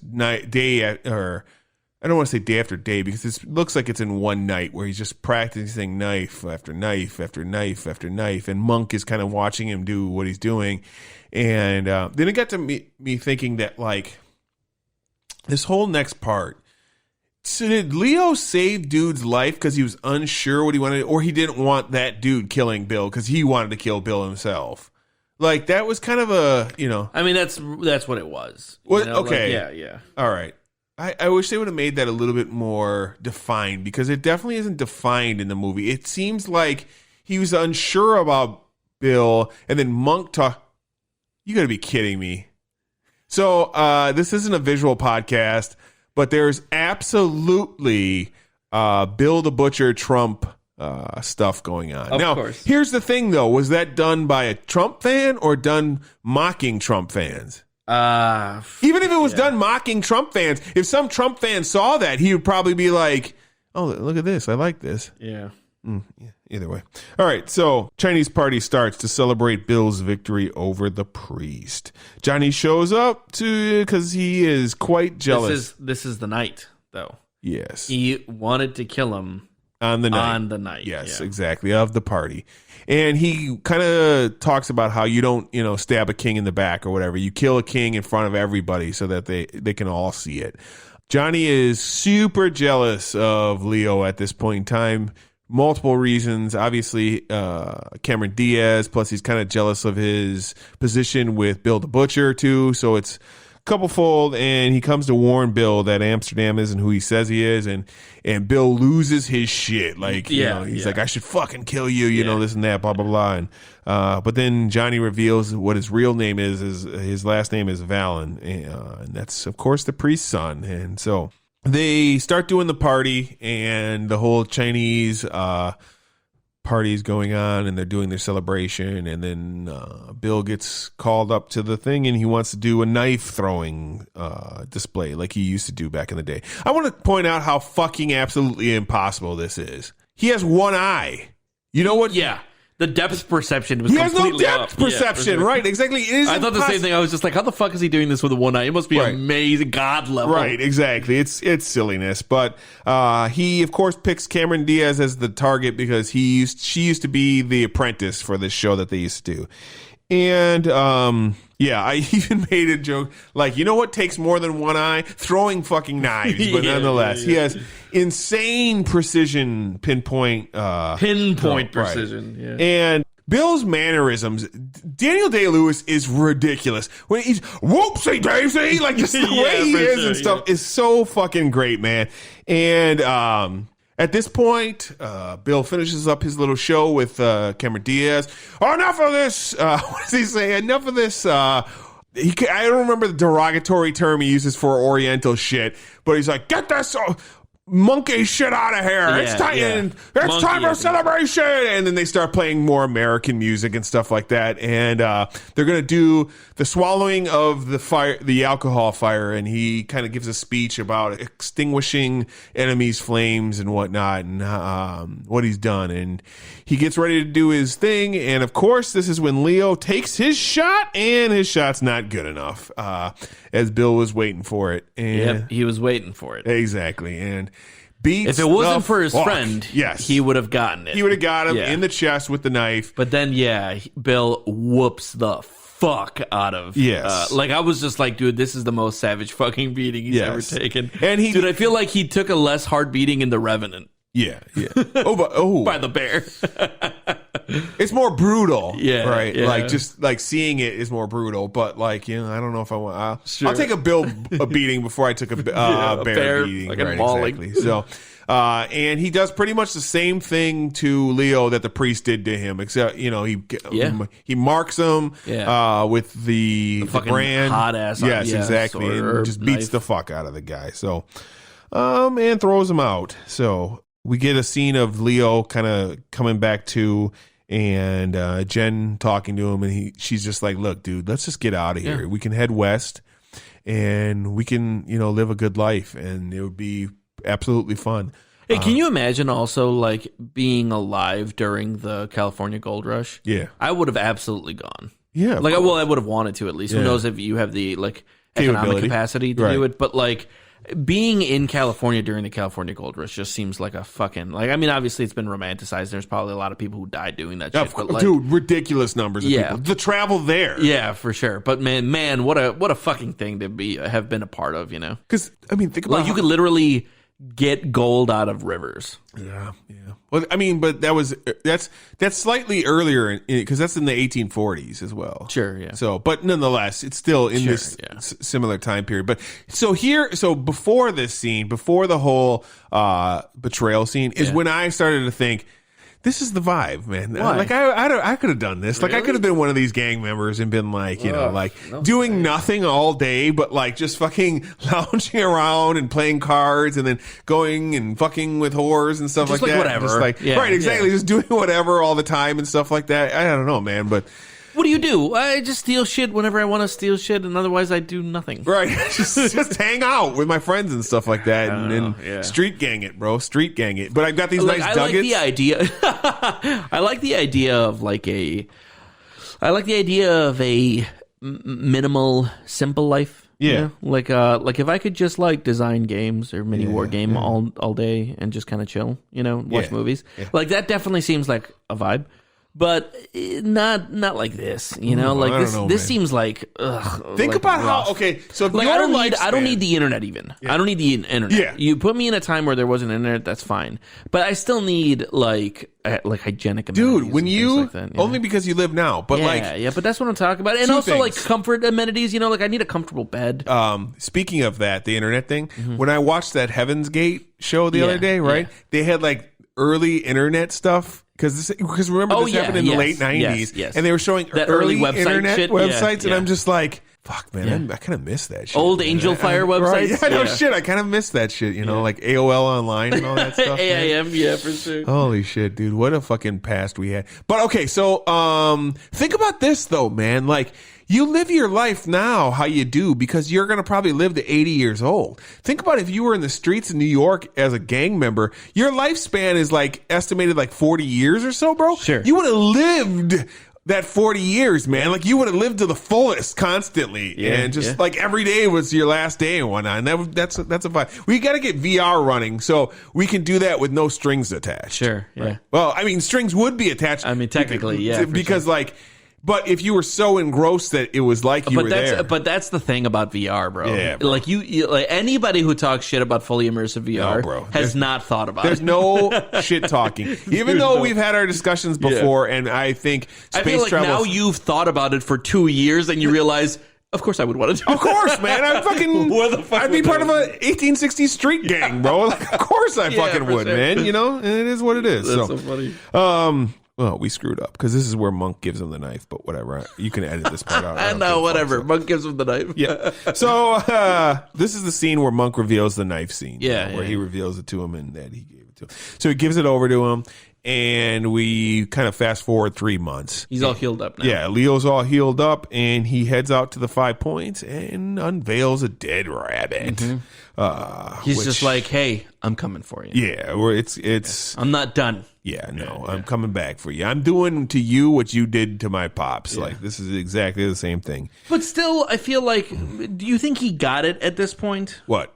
That there was like a respect Yes, thing? Absolutely. I think at this point, I think because like, okay. Or maybe, like, I think maybe now at this point he goes, but now you're going to respect me just the same. Because he kind of builds a little empire now. Yeah. Like he now he starts to do his thing. Because of the talks with Monk and everything else and whatnot. So he's like, and he needs a gang to be able to take on. Yeah, sure. You know, what you call it. You know, he's like, not just going to kill him by himself. Right, exactly. That would be impossible. So, but he, we'll get to the gang in a second here. Happy Jack brings Bill the dead rabbit, and Bill kind of questions his allegiance at this point because he's like, this was really too bad too. This kind of bummed me out because there was something about this character, this John C. Reilly character, that I was hoping. I think it was because at the beginning he kind of like tapped his head and he's just like, like he was just like, I like you, little kid, that kind of thing. Yeah. That for some reason I thought that there'd be something about that would redeem him. Yeah. And then he was he was just like, nope, like that is not my character at all. No, yeah. I think it's just been too long. It's been like 17 years or whatever, right? And he's kind of moved on with his life and whatnot. And he's like, my allegiance is to the law. And Bill's like, what the fuck are you talking about or whatnot? And he gives him a funny scene where he's like, I want you to figure out. Yeah, he starts crying. Fake crying. And just, can you handle that? And he wants him specifically to go take care of this. Not one of his other guys and whatnot. He wants him specifically. And Happy is more than willing to go do that. And he heads down into the tunnels. And this is the scene where I thought, like, kind of what you thought. I thought, like, this is where he'd go there and be like, look, I'm coming back with you. We'll or during the conversation, he just kind of gets to him. Yeah, where he's just like, "Hey, man, like you were really against him then, and like you kind of maybe did what you had to do, but let's fight. Like we're gonna do it." But it was not that at all. No, he's down there to try to kill him. And Leo chokes him the fuck to death. He fucking strangles him. He strangles the life out of him. Yes, and then hangs him at that same light post with his stopwatch on his neck as well. So, hey, man, that stopwatch is still working though, so that's pretty funny. And at this point, Boss Tweed comes down with Bill, and they kind of go check out the body and whatnot. And Tweed kind of makes a comment like, this is crazy. It's a police officer dead down here. What's next? Dead politicians? And Bill's like, I could use half dozen of you dead before I could use one of him dead. He was more useful to me. For sure, so, and this is when Leo starts to really pull his gang together. And he kind of brings in everybody who's kind of a minority, because there's like black characters with them, Asian characters with them, the Irish character, all the people that were kind of shit on by the nationals and whatnot, or the natives and whatnot, kind of join up with his crew. Johnny comes back to want to join him, and he actually reveals to Leo that he's the one who turned him in. And Leo tells him, get the fuck out of the 5 points. You can leave now, but don't ever come back to the 5 points or I'm going to kill you. And then he's going to listen to him, right? Yeah, he's going to leave, but he has to go talk to Bill. And, this is just a weird thing, because, like, I'm not even sure if he was going to leave, because he goes to talk to Bill, and Bill's like, who are you with or whatever. And he's like, oh, I'm with the natives or whatever. Kind of. Somebody grabs him off the street. Yeah, that's right. He's walking away, and then that Irish dude grabs him off the street, brings him down to Bill, and he says that he's always been with the natives and whatnot. And Bill's like, okay, well, and being a native means sacrificing your life for your country. Are you ready to do that? And then he knifes the fuck out of him and kind of puts him on the post. Yeah. And so dies. Leo finds him out there and tries to help him, can't help him, and kind of finishes him off. So he shoots him right in the fucking head. Yeah, exactly. So he's not hurting anymore. The next scene is funny as shit to me, because Boyle, the Irish guy who was part of the priest gang who became a native, is in the Dead Rabbits church to pray. Yeah. And freaks the fuck out because there's a black dude in the church. Yeah, like, just goes off. Right, exactly. Yeah. So, and then he gets his ass whooped. What happens is he's like, they're like kicking him out, and he's like, yeah, I've got a nigger in this place or whatever. Yeah. And then he turns around and the father is there. Yeah. And he's like, Father, they let a nigger in here or whatever. And the father just knocks him the fuck out. Right. Yeah. And he goes running back to Bill. And obviously they're pissed. So Bill's going to go confront him, and they bring the whole gang to the church to burn down the church. Yeah. And they've got all the torches and whatnot. They all show up, and it's just like... And then there's tons of people out there at that church. And he makes one of my favorite quotes ever that I've heard in a fucking thing. Just, what a touching display. We'll be back when you're ready for us, right? And just walks the fuck off. Man, Bill's awesome, dude. You're right. He's such a piece of shit, but such an awesome character, right? So, but that's the point, right? So, Boss Tweed comes to Amsterdam, and he wants to, set up something that with Amsterdam, because he's like, there's more and more Irish people coming constantly, and he kind of gets the idea where if he could switch his backing from the natives, who are kind of starting to dwell out and be outnumbered by the Irish. If he can get the Irish to support him, that's a lot more votes in the long run. And it's funny because this is historically happening constantly, right? Yeah, for sure. It happened with blacks and stuff like that. And it's literally what the the right wing crazy people think that Democrats are doing right now. They're just like, well, they don't actually care about, and I believe it. Like, I agree. What? They don't actually care about minorities or whatever. They just want secure votes. Of course, and it's just their voting block that they've grabbed. It's funny to me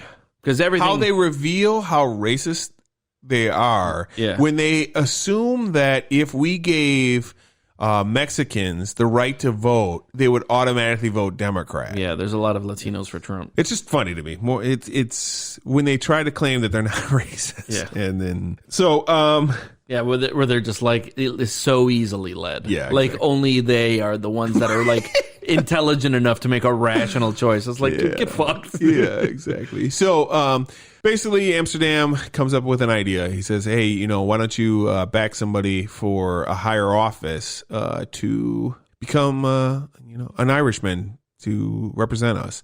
And Tweed's like, there's no chance that's going to happen and whatnot. And, okay, how about he's like, I can give you an alderman. And we already have Irish aldermen. We want something better than that. Well, what's better than that? How about we run for sheriff? So you'd have to have Who? You have nobody that can do it or whatever, right? And they cut to McGinn. Like, I hate to break it to you, but not enough people are going to vote. And also, who the fuck would we even vote? Right, exactly.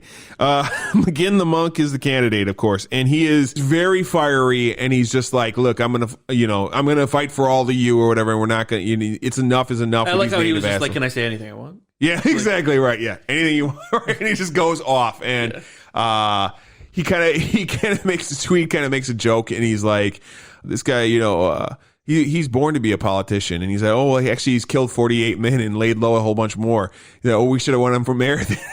Nah, right? Of course, I like that. And we get to election day, and election day is, of course, hilarious, right? Dude, I liked how they, like, in election day, they're like, dude, we've had like 20,000 more votes than people that exist in this fucking state. His sidekick comes to him and he's like, we've got an issue. What is it? Monk has already won by 3,000 more votes than there are votes in the first place. And he's like, make it 20,000. The counter, and he makes a comment, like you point out, this movie could have been made today. When I was watching this movie, I'm just like, all of it is on the fucking nose. Ballots don't make the results, the counters do. I think that's the line where I was just like, are you fucking, he was clairvoyant. Ridiculous. Or it's the same fucking story, dude. We are not changing our tune. That. I saw a funny meme the other day. This is not a meme show, but it was about The Simpsons. Okay. And it said, "Oh, yes. The Simpsons aren't always right." Yeah. The Simpsons didn't predict anything. We just haven't changed anything since the 1980s. Fixed any fucking problem. Right, exactly, which is pretty true, as this points out. So then McGinn, of course, wins this.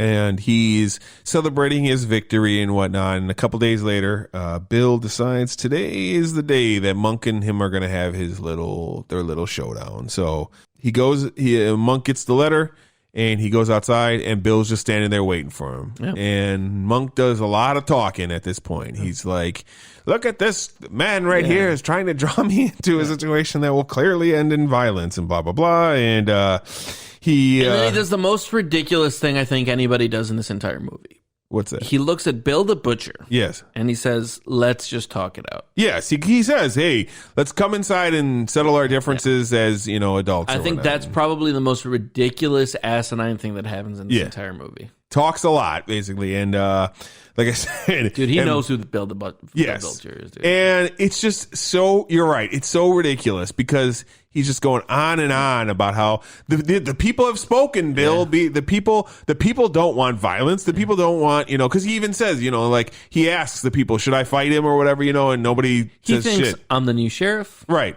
Now he has to deal with me as an adult. Yes, exactly. And he kills the fuck out of him. Throws a fucking axe into his back. Throws a butcher's cleaver into his back. Yeah. That's the minority vote.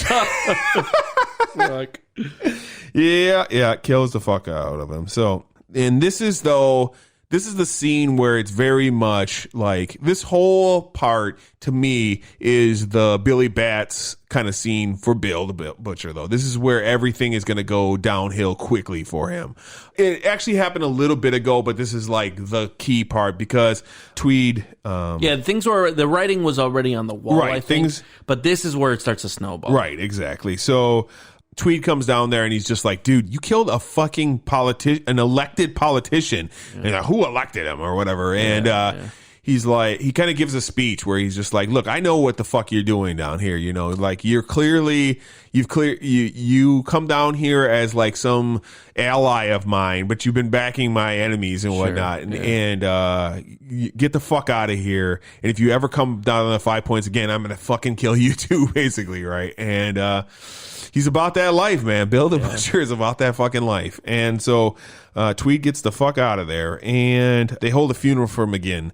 And during the procession, Leo throws out the challenge to Bill the Butcher, and it's going to happen. So we get a bunch of like montage scenes. He looks at him and he says, meet at the mall. Yeah. It's going down. Yeah, he says, meet at the bike rack at the mall. 3 p.m. I'll bring my dueling pistols. Yep. So we get a little bit of a montage of like the Civil War, and this is like getting towards the end of the Civil War because this is like 1863, late 1863. So we're almost kind of at the end here.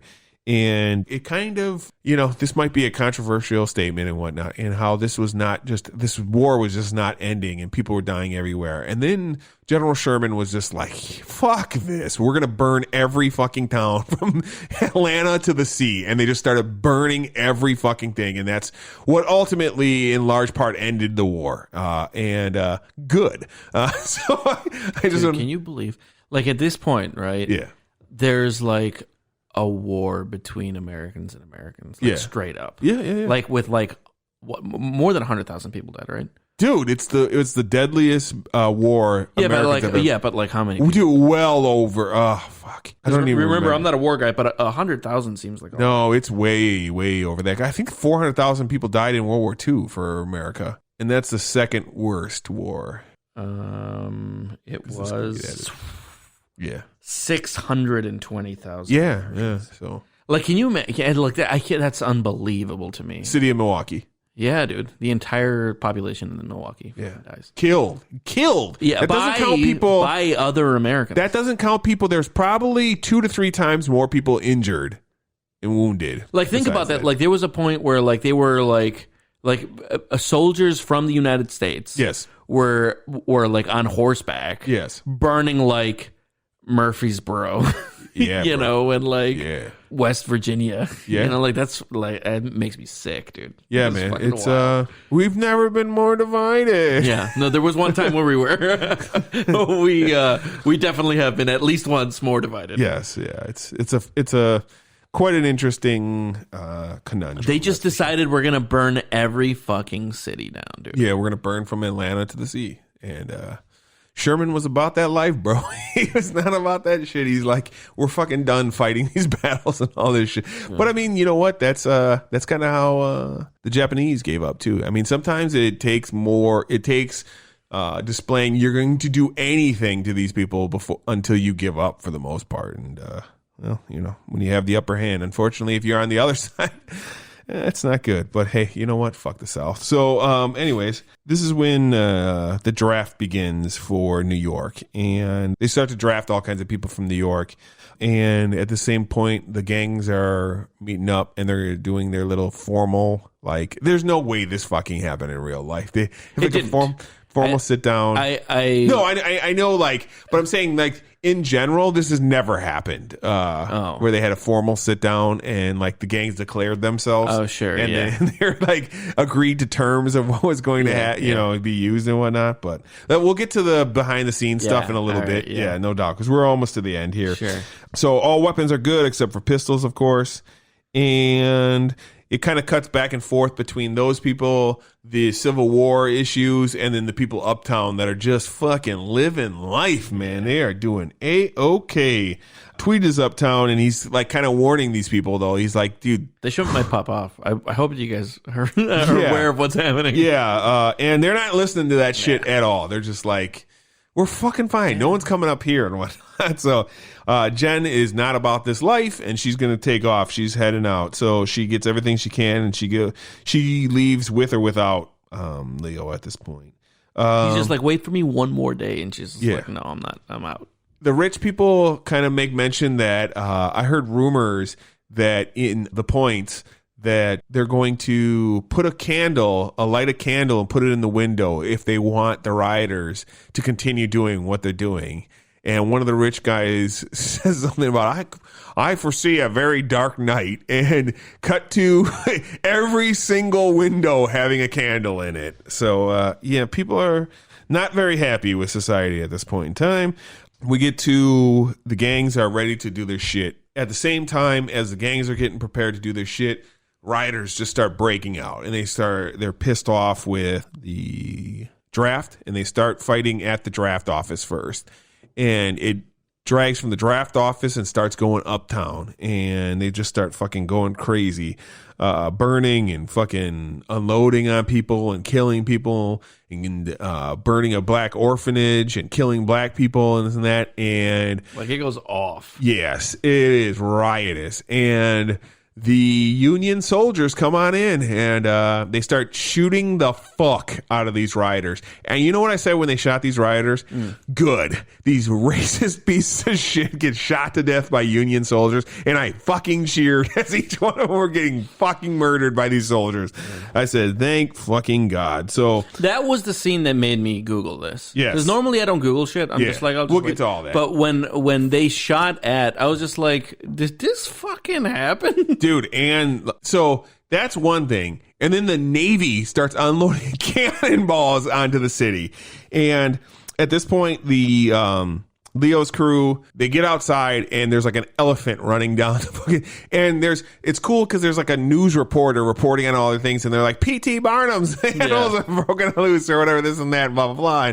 And there's been 2 black people hung in this area, and then the rioters have taken over and set fires on them, blah, blah, blah. And Leo's out there, they're ready to fight. The natives come out, they're ready to fight, and cannonballs just start hitting everything in that area. They just start lighting shit up. Pretty much everybody kind of abandons the fight at this point. They're like, we're getting the fuck out of here. We're not getting cannonballed. So this is very different from 15 years ago. Yes, exactly. Way different fight. We do not have the ability to fight in this situation here because clearly the rioters didn't know about the 5 points battle coming down the pipe. So the burning shit was more important. So pretty much the only people left ready to fight is Bill and Leo, and they kind of go at it for a little bit, and eventually Leo, of course, gets the upper hand and finishes Bill off.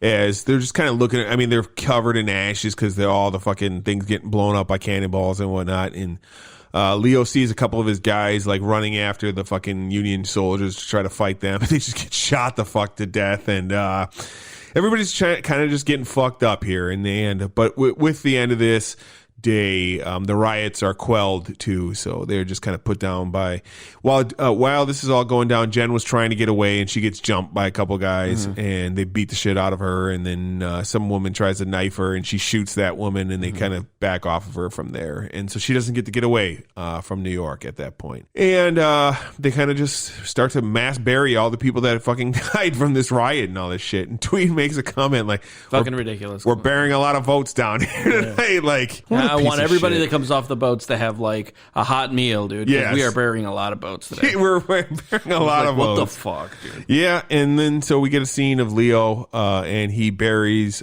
Bill next to where his dad is buried, kind of by the harbor and whatnot. And he kind of makes a comment that I always think about myself. And he's like, 100 years from now, they're not even going to know we were ever here. And, we built this city and whatnot, and it won't even matter in 100 fucking years. And that's the end of the film. And then there's like a weird time lapse. Yeah. Where you see New York kind of build right, up yeah. to today. And of course, unfortunately, the up until 2001, because the Twin Towers are in Twin the Towers are still film there. and whatnot. So, and it's just kind of a montage of how New York changed or whatever. Kind of cool little scene, actually. I kind of like that because it shows the differences. All right. So that was Gangs of New York. So before we get into the little intricacies of behind the scenes, because I definitely want to dive into that. Yeah. Would you recommend this movie? From everything that we were just talking about, you might actually get the impression that I liked this movie, but I fucking did not like this movie. Okay. So I think that this movie, it was just made at the wrong time in history. I think that it just was made too early, maybe. The movie was like poorly written and poorly paced. I loved the stuff that was like, that it was trying to say, but it felt like, you know what it felt like? It felt like Batman Forever. Okay. Batman and Robin, that kind of. It just felt like Joel Schumacher made it instead of Martin Scorsese. Like it just had this very cartoony. How many awards has Joel Schumacher? None, for good reason. Interesting. I think this is up for 10, so that's what I was just wondering. Yeah, no, I think that this movie had like it just like I said, it was just made in a way that kind of made it seem cartoony. I couldn't take it seriously the whole time. I couldn't take anything seriously this whole time. Like I liked what it was saying, but everything about it just kind of rang theater production to me, you know? Okay. I had forgotten that it was a Scorsese movie until it was done, and I was just like, oh fuck, Martin Scorsese made this movie. And then thinking back, I was just like, okay, I can see where like some elements of his directing kind of were, but there's just a lot of this movie that rang just so silly to me. Yeah, and so I just couldn't get into it. Everything, the song, the music, the I don't know, set pieces, everything just seemed kind of cartoony. And it went on so long, fucking 3 hours, man. Like, like I said, there was a lot of elements of this movie that I really enjoyed. I liked the story of it. I think done better and more concisely, more realistically, this movie would be fucking great. But there was just too much of it that was just like late 90s, you know? And it affected me in a way that I didn't like. And that'll happen, I think, because I'm more used to modern sensibility in movies. Most of my movie going experience happened after 2001. Sure. And so, you know, like I grew up with movies like Batman, you know, the Christopher Nolan's Batman. Sure, of course. Or Batman Begins, I mean, and movies that came out after that. This like super hyper gritty realism is where I was like, I was 12. Born Identity, all that type of shit. Yeah, exactly. I was 12 years old when 9/11 happened, and so the majority of me like growing up watching adult movies happened post 9/11. Sure. And so I grew up with very realistic movies that were focused on hyperrealism, movies where when difficult stuff was happening, there wasn't music playing in the background. Yeah. And definitely not like lighthearted fun music. It was, you know, serious stuff. Sure. And so this movie had this like air of wanting to be serious, and then there was just something that was just not serious about it. And on top of that, how long it was. There's so much of this movie that I was just like, dude, you could have cut all of this out and I would have been better for it. And so, yeah, man, I wouldn't recommend this movie. I think that this movie, I don't know that any other, I wouldn't say this movie's been done better by somebody else. I think that this movie had a lot to say, and it had a really good, important thing to say. I almost just wish that somebody would redo this. You know, like interesting. Give me this same event, but give it to me a little bit more serious, because there was so much seriousness to be said here. Like a lot of the conversation that we got into just now was, I think, good conversation about the realities of the everlasting a perpetuation of racism and arbitrary hate, you know, in the United States, and how ingrained it is in our country. Yeah. And I think that that's like an important thing to make a movie about. I think that's great. That's dope. I just think that the execution of this movie was so like I couldn't take it seriously. Sure. I think maybe if I saw it before 9/11, like if I was an adult and saw it before 9/11, I would have probably been affected by it differently than now. But you know, I think the air of its era kind of just stuck with me too much. I got you. For me, like this would be an instant recommend to anybody. I have some problems with the film. I saw this in theater opening night. Okay, so I remember it quite well. And yeah, I guess that makes sense. I had a problem with the action even in 2002, man, when I saw this live. Because like, dude, I had already seen like Lord of the Rings, man. And I think Two Towers came out before this film. So like I've seen good action, man. And I remember in the first time seeing this, thinking that beginning fight was just bad, man. I was like, this fight is terrible, man. Like, how is this filmed?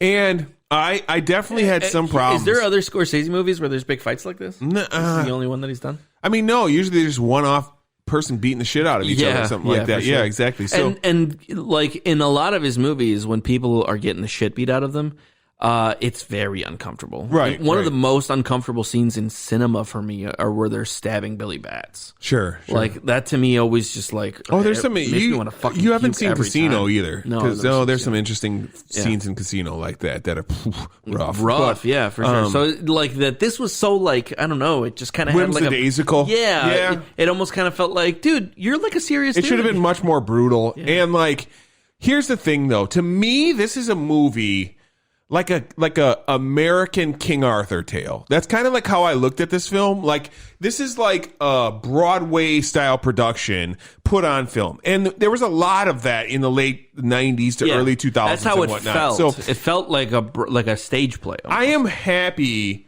for as much as I like this movie, I'm happy Weinstein kind of got his way, because originally, if I remember correctly, this was going to be like a 3.5 hour movie, dude. And Weinstein forced it to 2 hours and 45 minutes. Sure, and Scorsese was really upset about that. And people were like, is there going to be a director's cut, this and that, blah, blah, blah, blah. And he's just like, nope, this is the movie, right? This is what it's going to be. I'm glad that there wasn't, because if you would have made me watch a 3.5 hour version of this movie, no, man. I'd have been like, dude, please no. The characters are so cool to me. And I agree. Well, kind of. I liked Liam Neeson's character a lot. Okay. Monk's character was almost there. Okay. And Bill was phenomenal. Yeah. But I didn't like Leo's character. And I thought didn't Leo's like Jenny fine. either. He's young. Johnny, I thought was okay. The only person I didn't love was Cameron Diaz, actually. Yeah, I thought she was kind of rough, yeah. but just they should have had a different actor for that part, I think. Sure. Overall, like the set design, the look of everything, the fucking, like, I really feel like I'm in 1800s New York when I watch this movie and whatnot. So I love the shit out of that. And overall, like, is this a movie that I would be like, you know what? So the problem with Leo is probably not that Leo is bad. It's that Bill is so good, you need somebody better to be across from Bill. And now Leo nowadays could do that, because Leo is so much more of an actor at this point in time. But Leo in 2000, when this was filmed, was not that guy. Just not at that level yet. No, he was definitely not at that level. Now I think nobody he's like in that movie was at the level of performance that Daniel Day-Lewis. Right. I totally agree with that. And you would need somebody, and I'm trying to think of like someone who is like of that level in the year 2000. It would have been like some foreign actor, like maybe like a, Viggo Mortensen or something like that. He was way too old at that point, but somebody that was like established and a good young actor. And I think Leo was not a great young actor. I think he became a great actor with time, but I didn't think he was great when he was young. And I'm not sure he plays this role specifically. Yeah, there was just something not very compelling about his character. That's so. It's funny that you bring up the story. If one of my complaints is the story, actually, like it had something to say. I just didn't think it said it well. I'm talking more about the story of like Leo and like getting but even that, like understanding a relationship based on admiration. This is why there's something there to it. I feel very much like the reason I say that this is like a King Arthur or something, almost like a Beowulf tale, like this whole like thing. When Monk said that's very Shakespearean, I immediately thought, oh, is there like a Shakespeare story about this? Yeah, like there must be. Or like I don't know much Shakespeare, but like it's like Macbeth or something about something like this. Absolutely. So overall, that's my thoughts. Not the greatest movie that we've watched, but I definitely did enjoy it. So let's get behind the scenes. You hit me first with your behind the scenes stuff, and then I'll start dropping some shit. So the only behind the scenes, because I don't usually look up anything, because this is usually my role. Yeah, this is the thing that you do. But like when they were firing on the people during the riots, I was just like, what the fuck, dude? Are you kidding me? This actually fucking happened, and like kind of. Yeah. Now they never blasted. There was no Navy there. There was no Navy. Yep. But then I kind of looked into. Like just how real, like just lawless gangs existed. Yeah. And like, there were, I think you said this earlier in the podcast, 200 gang wars. Over the course of like 4 years. Yeah. I was crazy. blown the fuck away. I'm like, dude, fuck New York at that time. Bro, I would not have liked New York at that time, bro. New York was a shithole until like 1990, dude. Like it was a shithole in the 70s, in the 1970s. Sure. It was literally, there's a show on Netflix called like Taking Down the Mob or some shit like that. Check it out. It's all about 1970s New York. Yeah. And like people would not go to New York because literally everything was run by the mob. Like they ran every union, you didn't do shit. And like people would get murdered all over the fucking place. It was like Rudy Giuliani taking down the mob and like doing New York to become this great place. But like Rudy Giuliani? Isn't that what his name is? Yeah, Rudy Giuliani. Like you didn't Trump's know? lawyer? Yeah, you didn't know this? What? Rudy Giuliani was the man who took down the mob. That's how he got his start. What? Yeah. So before he was the Four Seasons vet, he got his start basically as attorney. Yeah. He was like I knew he was an attorney. I forgot what they call that, but the New York attorney person. District attorney? No, more than that. Like there's a special name for it. I forgot what it's actually called. Yeah. But like The Attorney General? Of like New York, some bullshit like that, right? Yeah. He was the person who like changed RICO to be what we know it is now, to like target the mob. What's this thing called? Going after the mob or taking down the mob or some shit like that. Yeah. Netflix? Netflix, yeah, absolutely. And it's all about how they targeted each individual boss, family boss, and like how they took him down and who they got to talk and this and that, blah, blah, blah. And like it was all Rudy Giuliani just putting everything together. That's how he became the mayor, running off the back of cleaning up New York and shit, right? And he did that so successfully. So he was like, dude, I forget, because you're a bit younger than me. Yeah. And I was 21 when 9/11 happened, and you were only 13. Yeah. Rudy Giuliani was like the hero of 9/11 and whatnot. I do remember that. He was the one who like that's how I knew him. Yeah, of course. Yeah. He was like a very respectful dude before he got twisted up with Donald Trump later on in his life and just sold out for money. But so there was definitely a time when New York was like a legit decent place as well, like in like the 1940s and stuff like that, you know, when like everything was like kind of soothed over after World War II, and even like wasn't the mob going since like the 20s though? Yeah, no, but like it definitely didn't have the glory days of the mob was the 1970s into the 80s. Okay, in the 1920s there was definitely mob in like the 1910s, 20s, 30s. Yeah, but like isn't the 50s like the where The Godfather takes place? I thought that was like that was completely fake though, man. Yeah, yes, The Godfather is completely fake. But like Lucky Luciano, you know who that is, right? No. Oh, Lucky Luciano is like one of the most famous mobsters of all time. Yeah. He ran New York in like the 30s. Okay. When like Al Capone ran Chicago. Sure, yeah. He was like you probably know more about Al Capone because you're from the Midwest. Yeah. But like he was easily equal to, if not greater than, Al Capone and shit. Okay, So, but from New York, he was so powerful that they in World War II, they came to him. He was already in jail and everything like that. They came to him and asked him to work out things with like the unions and the shipping yards and stuff like that to help protect like boats and whatnot. And ultimately, now, of course, this is all like the government doesn't like admit to any of this and shit like that. Yeah, but like they like he organized, this is all again, supposedly he organized like to help landing in Italy and stuff like that when they invaded Italy. Yeah. That's why they released him and kicked him and they deported him to Italy after his like help in World War II and shit like that. That's so funny. That's supposedly, and they were like, because like the unions that were controlled by the fucking Italian mob and stuff like that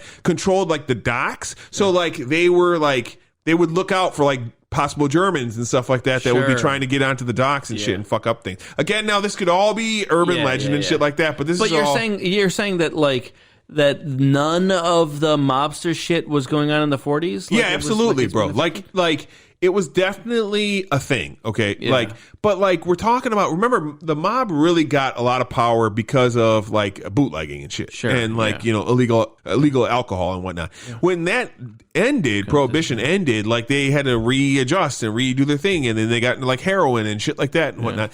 But like The Godfather and stuff like that is completely make-believe. Like that is completely fabricated. Really? Yes. I mean, I don't think that anybody like Vito Corleone existed, but like there weren't like big mafia families in New York around this time. Ridiculous mafia families, but in the 1960s, 70s, and 80s. Not in the 40s. No, definitely not in the 40s. Not in the but 20s. Like in the 20s, they were powerful as well. Yeah, absolutely, because that's when like the Roaring 20s and all that stuff happened. So it abated for a little while. Yeah, absolutely, and then they like kind of they were still around, but kind of went underground and whatnot, and were smaller again. And then they like, but so like what ended up happening was, okay, again, I don't know everything about the mob, but I know a decent amount about the mob. So if some like mob pro that like studied, like, you know, knows as much about the mob as I know about 40K comes on our fucking podcast and like, technically you're wrong.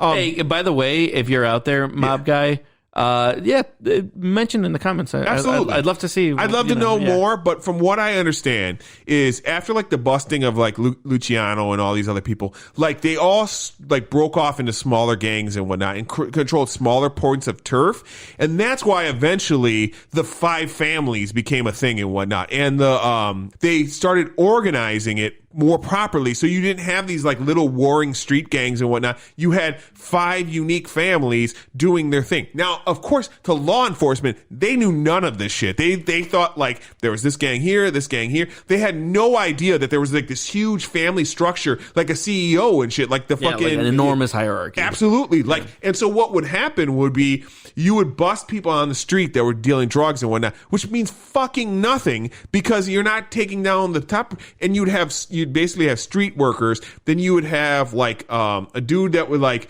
I forgot the name of them. There were soldiers, then a guy above the soldiers that kind of did that, then a capo above that, then like a guy above that, and then the boss above that. So like you had multiple layers of people that, and so eventually what took down the mob is that they used RICO. So if a street soldier did something, you could bust all the way up to the top because he was part of an organization that every single person was guilty for every single crime everyone else did in the organization, which is, in my opinion, I know it's been used to like bust mobsters and shit like that, but unconstitutional as fuck because it's basically saying if I associate with you, you can hold me accountable for something someone else does and shit. So it's a little touch and go, overreaching.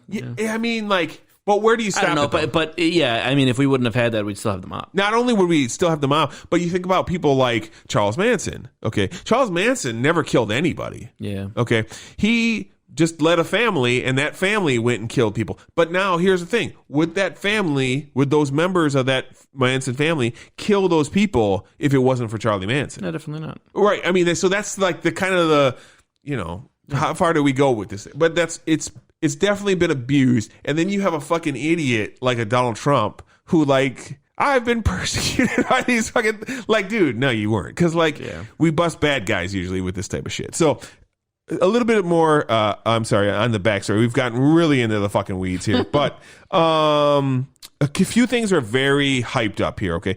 The riots. The riots were a longer period of time. It took longer for this. They didn't just roll out the fucking Union soldiers the day that it happened or whatever. Yeah. It was like a week-long thing, okay? And the death is very much overstated in the film that they caused and whatnot. Sure. Not to the Union soldiers, because they absolutely shot the fuck out of the rioters to disperse the mob. Yeah. But, like, the people getting killed were much less. I think like I read like 8 black people were killed or something like that. And it was just like, a couple people were killed here and there and whatnot. And the funny thing though is, like you brought this up earlier about how the Irish were like compared to the black people. The black people were specifically being targeted by Irish people.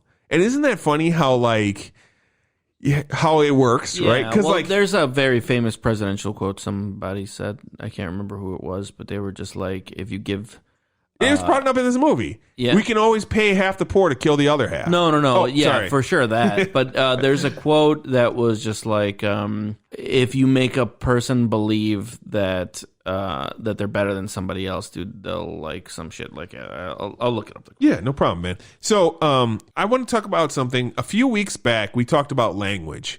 And specifically, there's a Kovian language and whatnot. And I'm not going to get into those weeds again with the Dothraki and whatnot. But I am going to bring up in this movie something I didn't even notice on the first watch. And even in the second watch, I started to notice it a little bit more. But like then when I was looking at the behind the scenes, each street gang had its own dialect that it used in this. And they specifically made each street gang to sound slightly different. So they would be, able to stand out. And like the natives specifically, they went with like they did all kinds of research on how like people talked and what vowels they use more often, what kinds, and they came to the conclusion basically that like most 19 or 1800s New York people would basically sound like a 1970s cabbie, like how cabbies became that was basic. That's where Bill the Butcher's whole like thing kind of comes from and whatnot. So that was kind of unique, and I kind of enjoyed that.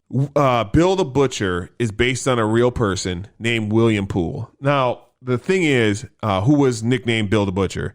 He was nowhere near what this dude was. Now he was absolutely a street gang member. He dabbled in politics. He ran things and whatnot. He even had like a feud with he was the leader of a natives gang. He had a feud with the Dead Rabbits, which were a real thing and whatnot.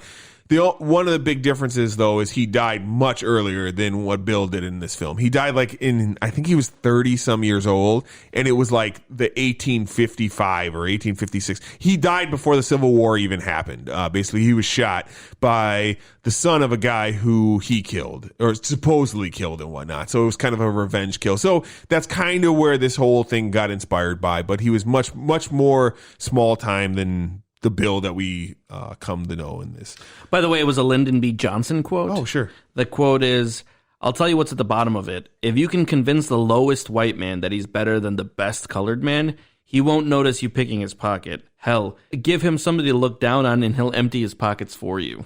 Which, Lyndon B. Johnson, he's a controversial figure, of course, because he did that. He did some racist shit in his early life, and then, of course, later on, he signed the Civil Rights Bill and stuff of that nature. So, Lyndon B. Johnson is an interesting character. So, yeah, but I think that's true. The Irishmen were looked down on. Yeah, they were compared to other people, so they're just like, no, fuck that. Instead of fighting their oppressors, rather than ganging up with those people and being like, but that's what they've always done, right? To the poor, because if poor Irish immigrants realize they're the same as poor Italian immigrants and realize they're the same as black freed slaves, and those three gang together. That group of three is much bigger than what we got. Yeah, exactly. Yeah. But why do that? Dangerous. Yeah, no doubt, man. So this movie, this movie was one of Scorsese's very early projects. He grew up in Little Italy. Yeah, didn't it take him a long time? Well, that's what I'm going to get to. He grew up in Little Italy, and he was, at the time when he grew up, it was completely Italian. Like, the entire town was Italian, hence Little Italy. It's one of the boroughs. And he'd see tombstones of people from the 1800s that were clearly not Italian people. Sure, yeah. And he wondered, there was this entire civilization of people that were here before we ever came here and whatnot. And so he started looking into that, and he kind of wondered what things looked like and whatnot beforehand. So he started coming up with the idea for this movie in 1970, okay? And he got the rights for the movie in 1979. And it took him till 2000 to actually make this film. So it's funny to me that this stuff all before Goodfellas or Casino or any of that other gang stuff, he wanted to do this gang movie. And it's kind of interesting to me, but he had to get his credit, and build up to what he could do. Everything was filmed for the most part in Italy. And they created miles of this old school style New York. They looked up from paintings basically and obviously not pictures, paintings and drawings and stuff of what the houses looked like and everything. And they just made blocks upon blocks upon blocks of this New York landscape. And that's wild. Yeah, man. But that's kind of what you did back in the day, right? And the one disappointing thing about this film, of course, is, it cost $100 million to make this movie. In 2000. Yes. That's what movies cost these days. Yes. That's fucking crazy. And the flip to that, though, is, of course, it only made $200 million. Woof. Now, that's money. You made money. Yeah, you doubled up. But if you add your cost of production plus your cost of marketing, you're probably up $50 million. Exactly, dude. Yeah, even. Fuck. So, yeah, it's probably one of Scorsese's less financially successful films, sure. But I would have to look it up exactly, but I didn't do that. It was up for some Oscars, Yeah, but that's the thing is, 10, bro. Yeah. So, I think it had the most nominations that year and whatnot. So, it was... Yeah, that's wild. It was a big deal, man. But, it was all big by set design and, sound design and all that type of shit. And film of the year, obviously. And Daniel Day-Lewis was up for, the year and whatnot. So... Overall, man, I'm sorry you didn't like the movie, man. No, it's I'm glad that I watched it. It's like I said, it's a movie I think that had a lot to say, and I loved what it made me think about. Sure, it just wasn't very entertaining. Yeah. It had great subtext. There was a lot of substance to it. It just wasn't done as well as like a movie that I would consider a good movie. I wasn't done to that level, and I think that it really is just a newer sensibility that's just seeing that. I could see what you mean. I could see this movie being redone and being really good. I don't know who you would have to be Bill the Butcher, or who would direct it even. Yeah, well, Scorsese again. Clearly. Yeah, you think? But why not? Sure. If he just redid it, I don't know. I'm sure he doesn't. I'm sure he feels that this movie was, what he wanted. Yeah, it's the movie he made. You exactly. know? And he clearly had experience making movies before he made this movie. Right. This was not his first. For sure. No, he's well in at this point. He didn't have his Oscar yet, but he probably deserved it already. All right, man. So what do we got next on the docket, bro? Next, we're going into Easter films, right? Yeah. It's about to be Easter. 2 weeks from now, we are doing Kingdom of Heaven. This is another 2000s Easter style hit, very much. We like doing our themes, bro, and this one is straight up. We like doing our themes. These are all Jason. I like dragging him into my themes. So yeah, it is what it is, man. I find it fun. So yeah, we're going with Kingdom of Heaven 2000. I can't remember the exact year. It's like 2002 or 3 or something like that. Sure. It was definitely after. This is with Orlando Bloom. Right? Yeah, Orlando Bloom's the main character. Liam Neeson again is another character that's in it. He's one of the main characters. Ed Norton as well, and some other. There's going to be a lot of familiar faces in this film, and it's definitely interesting. And we'll be doing the director's cut as well because there's 2 cuts, and the director's cut is definitely a notch above the regular cut, in my opinion. So, but you're into the Crusades and stuff like that. Well, I'm not a war guy, and so I vaguely know about the Crusades. I'm very into religion. Yes, and this is something that I know of because of how much I have liked religion growing up. Yeah. So I know about the Crusades, but I don't know anything specific. I just know that the Crusades happened and vaguely what they were about. Yeah. And this is Ridley Scott, if I remember correctly. Too. Oh, really? So, yeah. So it's quite the movie, my man, and I think you'll get a bit of a kick out of it. There's some just like this film. There's some really poignant things being said in that film too that are just as needed today as any other. It's funny. Today we kind of, because our podcast is called Minorities Report, and that's just because I'm Hispanic and you're black. But, it's so funny that, we never talk about racism or race stuff. Sure. Like, every now and then we'll say something where, we'll just that's how it happens. Yeah. But today we really went in. Like, I almost felt like we today earned the Minorities Report. Yeah. We'll start doing some more. There's some more, too. Like, especially as we get into, black film and stuff like that. We really should have, it was my mistake. We should have done some black films for back in February when we were doing movies, just because we could have celebrated some Black History with that. But we'll do them in another month instead, and we'll give a nod to them from that point. So it's all good, man. So what you're gonna basically do with Kingdom of Heaven, especially because it's about the Crusades and whatnot, and you are historically. Did you grow up religious? Yeah, I guess. Okay. There's been a religion in my life. Okay. Yeah. I grew up actually young, strict Catholic. Okay, and I was down with the cause. That's for sure. We started Catholic and then moved into Methodist and then ended up evangelical Christian, and then I was way out of that. Okay, so here's what I would suggest. Yeah. Because we both have ties to the Catholic Church. Sure. Go ahead and jump in your closet and get your crusading gear out. Yeah. Your talberd and whatnot, because I still have my talberd. See, when you go to Catholic Church from when you were a kid, you get a talberd. And it's what you take to war, basically, when you're going to go fight the Muslims. So what you're going to do is put those on, and then that way when people are watching us next week live, they'll see us in our get-ups. I actually have one. I went as a crusader at some point in Halloween. You're going to see me in that live next week.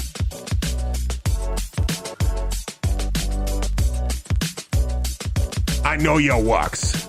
You're neither cold nor hot. So because you're lukewarm, I spew you from my mouth.